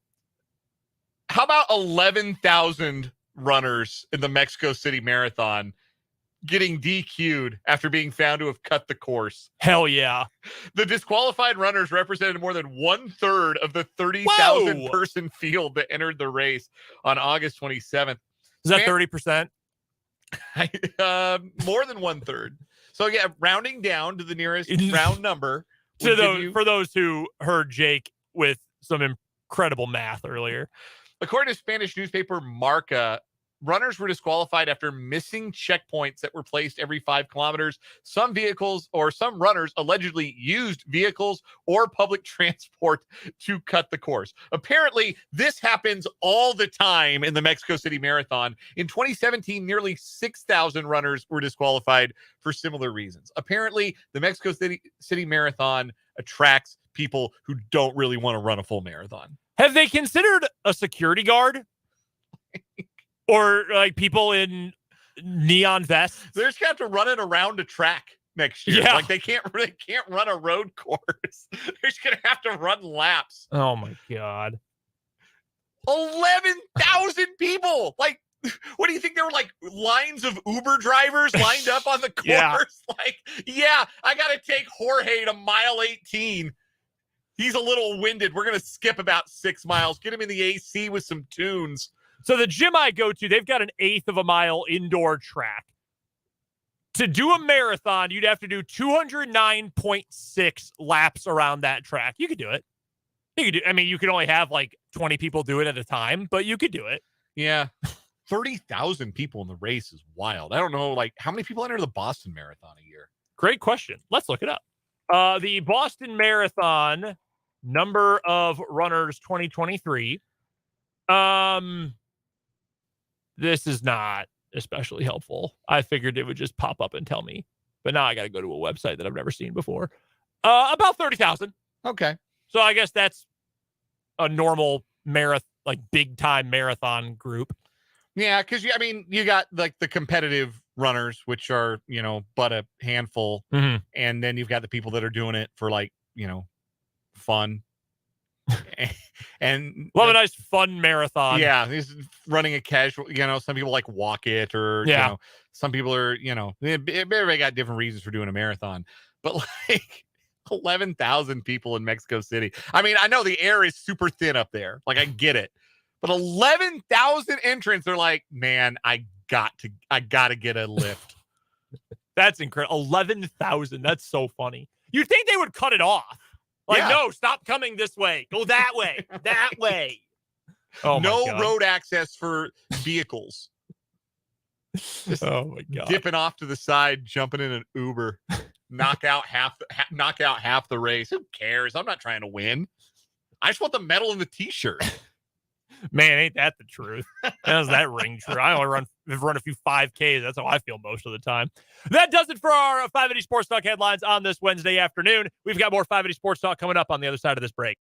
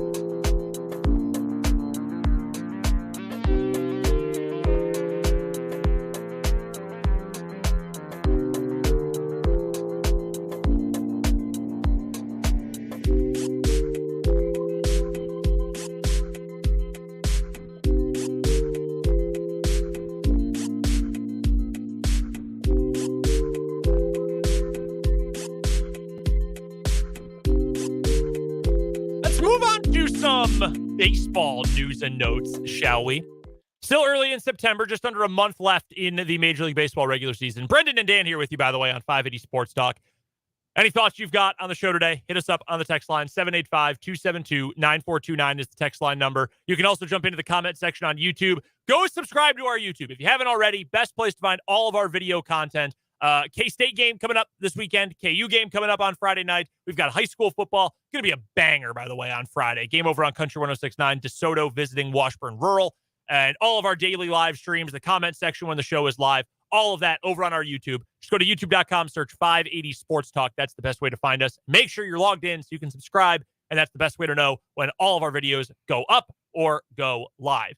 A couple things for Major League Baseball. One, this is more funny than anything else. Randall Grichuk. Remember he was one of the 5 players that the Angels put on waivers last week? Yeah, I do. Rocky Great, Randall Grichuk. They said, let's just put everyone we acquired at the deadline on waivers because why not? Well, no one claimed him, so he reverted back to the Angels. They've put him on waivers again. They are doing anything they can to get rid of this guy. Just trying to dump him. Poor, handsome Randy. Also, from Major League Baseball, on the fun side of things, this is hard to believe. Max Scherzer and Justin Verlander have never gone head-to-head before until tonight. The former teammates, the 2-time former teammates, they were with the Tigers together. They were with the Mets together earlier this year. 467 combined wins. It is the most wins entering a starting pitching matchup. This is courtesy of ESPN Stats and Info. Since September 19th of 2008. Can you name the pair who faced off with that number? September 13th of 08? 19th of 08. Not that really matters. More than 467 combined wins. More than 467. I'm going to say, was one of them Tom Glavine? No. Okay. Was one of them Randy Johnson? No. Was one of them Greg Maddux? Yes. Okay. Was the other Roger Clemens? It was not. It was not Roger Clemens. I know you know who this player is because you know like 98% of all-time Major League Baseball players. What was your Immaculate Grid score, by the way, today? It was 20, I believe. Damn, nice. I got 7 Rockies on the grid. I could have done 9. Wow. It was impossible to do an all Rockies grid, but I always space on Tom Goodwin and Tony Womack having played for the Rockies. You own this player's jersey. Well, at one point, you owned his jersey, and I know that for a fact. Wow. Cole Hamels? No. Way too young. And not. I think he would have been a rookie. Yeah. I did. I think I still have a Cole Hamels jersey. Barry Zito. Really? Barry He had Zito. that many wins in 08? He did? Well, Greg Maddux also had that many wins he had in 08. a stupid amount of wins, yeah. Yeah, I mean, Zito only That's had... a good bit of trivia. Yeah. I still have the Zito jersey. I'll wear it tomorrow. The most wins going head-to-head in a matchup since then. That's pretty freaking cool. Royals in action tonight. Jordan Lyles versus Touki Toussaint. Hey, it'd be cool to get a sweep. Yeah. Do they have one? They have one this year, right? Yeah, they do. And it was the Mets. It was the Mets. They had that winning streak there when we kind of got a little bit excited. They swept the Twins and the Mets back-to-back. That's insane. Those are, I think, the only ones. That is unbelievable. Yeah, that I believe you're correct on that. They've also taken 3 out of 4 from the White Sox at one point this year. They have a winning record against the White Sox, which is so funny. So funny. They're 5-4 against the White Sox with 1 series to go. It used to be you played division teams 19 times a year. They changed the schedule this year, so you play everybody. And so now you only play each division opponent 13 times. So only 4 more meetings, only 4 more chances for the Royals to fatten up against the White Sox. I know we are fully in football mode at this point, and we are. Big picture baseball stuff we can get to sometime in the spring. When they do eventually expand the league to 32 teams, when they expand Major League Baseball to 32 teams, scrap 3 divisions. Do 2 in each league. If you're not going to play a division-heavy schedule already, then don't bother. Just make it 2, make it an East and a West, very old school, East and West American League, East and West National League. No, I agree with that wholeheartedly. Especially if you're going to have just a bunch of wild card teams anyway. Right. The fewer divisions there are, the more winning a division is cool and matters. Yeah, and I don't know, they'll come up with some goofy rule about, oh, well, you can pick your opponent, then you can use a power-up and get bonus runs and use a metal bat for one, and it's so freaking dumb. And that will absolutely, undeniably ensure that the Colorado Rockies will never win a division championship in their entire franchise history. Well, now I just feel bad for suggesting it. Well, it is what it is. One other note to get to from Major League Baseball. We talked about the news when it broke the other day. This is not a very fun headline to get to. Julio Urias, pitcher for the Los Angeles Dodgers, arrested on suspicion of domestic violence the other day. Right before the Dodgers were scheduled to have Julio Urias bobblehead night. So Urias has been placed on administrative leave by Major League Baseball. Teams do not handle domestic violence allegations. Those are handled by Major League Baseball and the commissioner's office. They have put Urias on administrative leave. That's good. They are conducting an investigation according to the sports domestic violence, sexual assault, and child abuse policy with the MLBPA. The Dodgers have canceled Julio Urias bobblehead night. They are replacing it with, we've got a warehouse full of these, so we're just going to give out cool ones to the first 30,000 fans that night. Random bobblehead night. Seriously, like, that's going to rule. Like, I don't know, name a random Dodger. Oh, wow. Max Muncy wearing a full-body one-piece swimsuit. Awesome. I want it. Well, I'll be seeing that in my nightmares tonight. Nomar Garcia Parra with a chicken head. Like, yes, give me that. If there's a lesson to be learned here, it's maybe don't have a bobblehead night for somebody who's already been suspended for domestic violence by Major League Baseball. Urias sat through a 20-game suspension back in 2019. He has been one of the best young pitchers in baseball, only 26, won 20 games 2 years ago, third in Cy Young voting last year. Was actually having the worst year of his career this year. And now, for the second time, is tangled up in domestic violence investigations. And I do not think it's a stretch to say this will be, at the very least, as it pertains to Major League Baseball, a career-ending kind of situation I hope it is. For Julio Urias. Shouldn't happen once, let alone twice. And there are plenty of rumors out there about more. Whatever you think about guys getting second chances, for someone to get one and then do this with it is incredibly discouraging. Yes. And I wish him all the worst. And I want to say this real quick about Major League Baseball. Deserves a lot of flack for how the administrative people of Major League Baseball have handled the sport since Rob Manfred took over. They have done a progressively better job of handling cases like this. And that's a good thing. Get this out of the sport. Get it out of all sports. No place for it. No place for people like Julio Urias. Let's get to a break. We'll get some final thoughts on today's events with Chris Jones and Travis Kelce after this on 580 Sports Talk.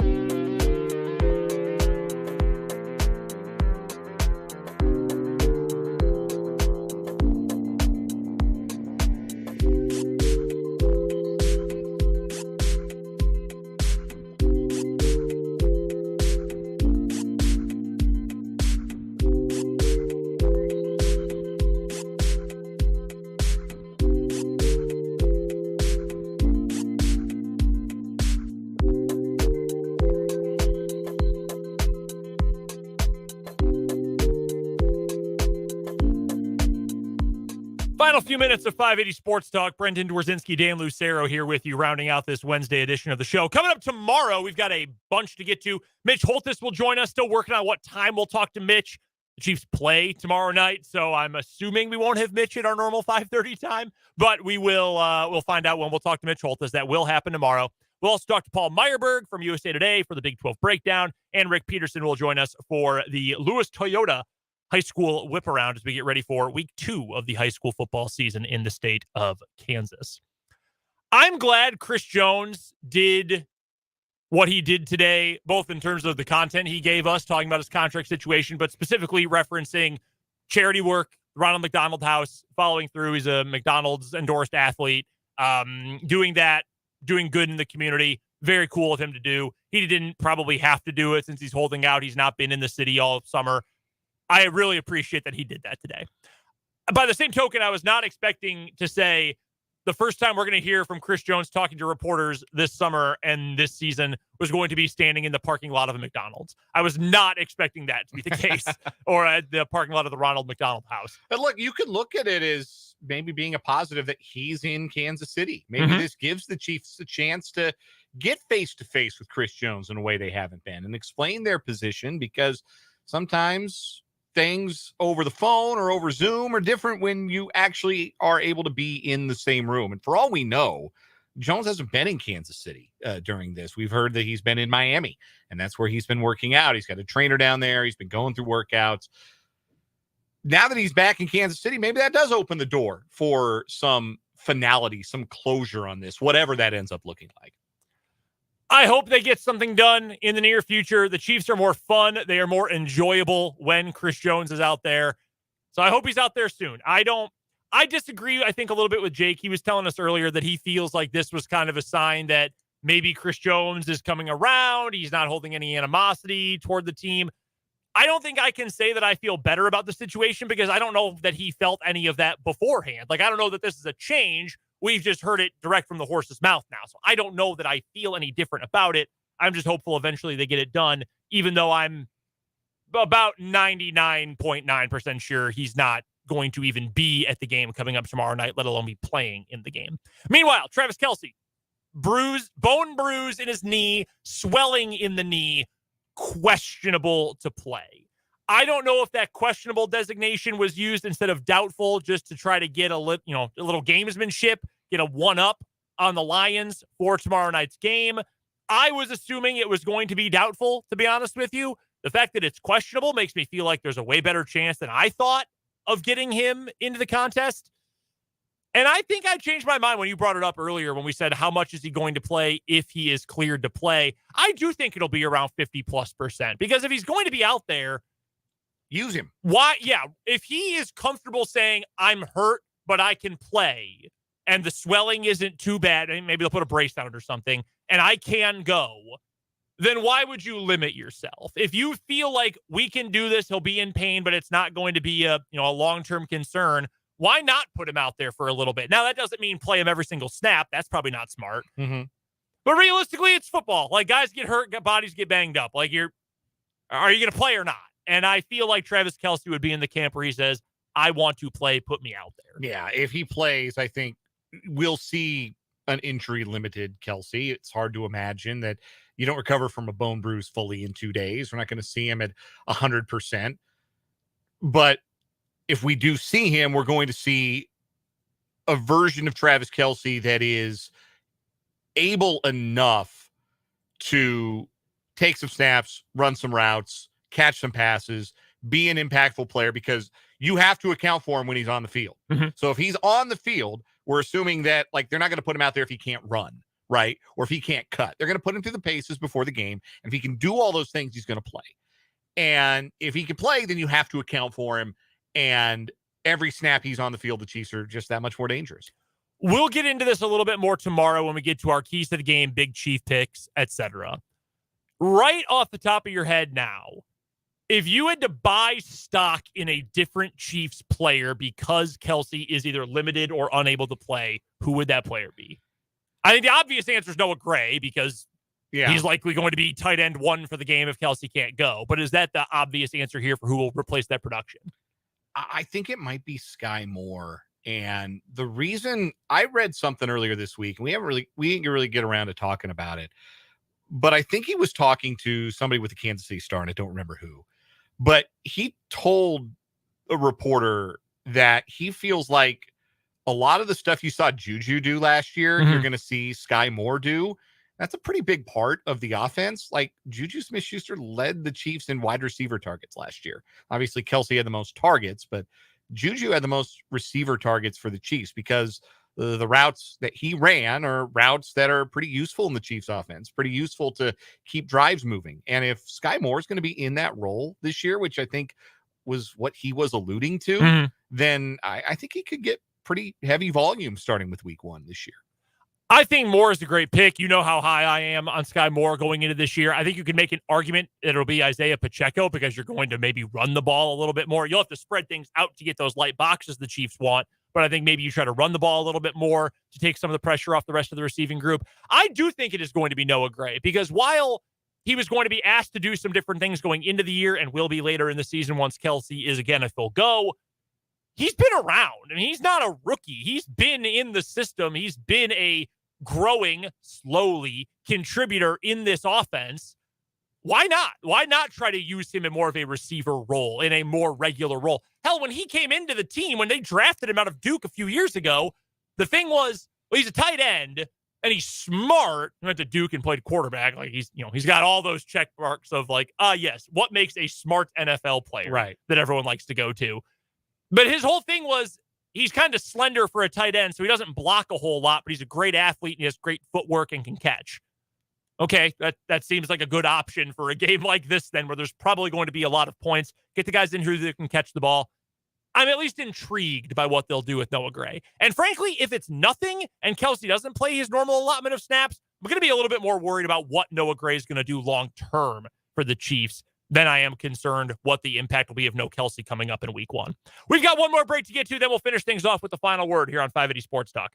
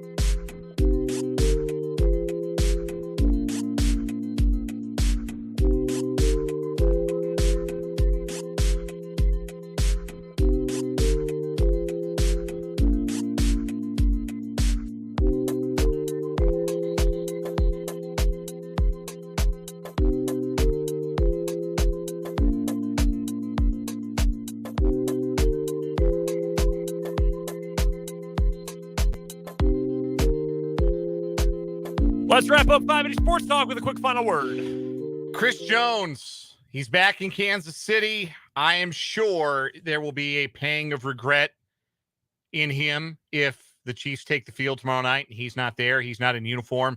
He's not there to play week 1. He's done what he's felt he had to do to fight for the money he feels like he's owed, the money he feels like he has the best chance right now to make than he ever will again. I have admired that stance, but I hope this is over soon. And I'm just glad that tomorrow we can actually talk about a football game. And we will indeed preview Chiefs versus Lions coming up tomorrow. My final word from today about Travis Kelce. If he's good enough to go, if he is good enough to be active for tomorrow's game, I think we're probably going to see a decent amount of him. And even a limited Travis Kelce is better than most other offensive weapons in the NFL. That spells bad news for the Detroit Lions, good news for the Kansas City Chiefs. And I'm hopeful we get some more good news about Kelce tomorrow. Kind of like we did today. Nothing clear cut, but it sounds like we might be trending in the right direction with TE1. We're off until 2 o'clock tomorrow. All three of us will be back. Busy show coming up for you. Paul Meyerberg, Rick Peterson, Mitch Holthus will preview Chiefs versus Lions, and of course, continue getting you ready for the college football weekend as well. For Jake LeBon, for Dan Lucero, I'm Brendan Dworzynski. This has been 580 Sports Talk. Royals baseball comes up next.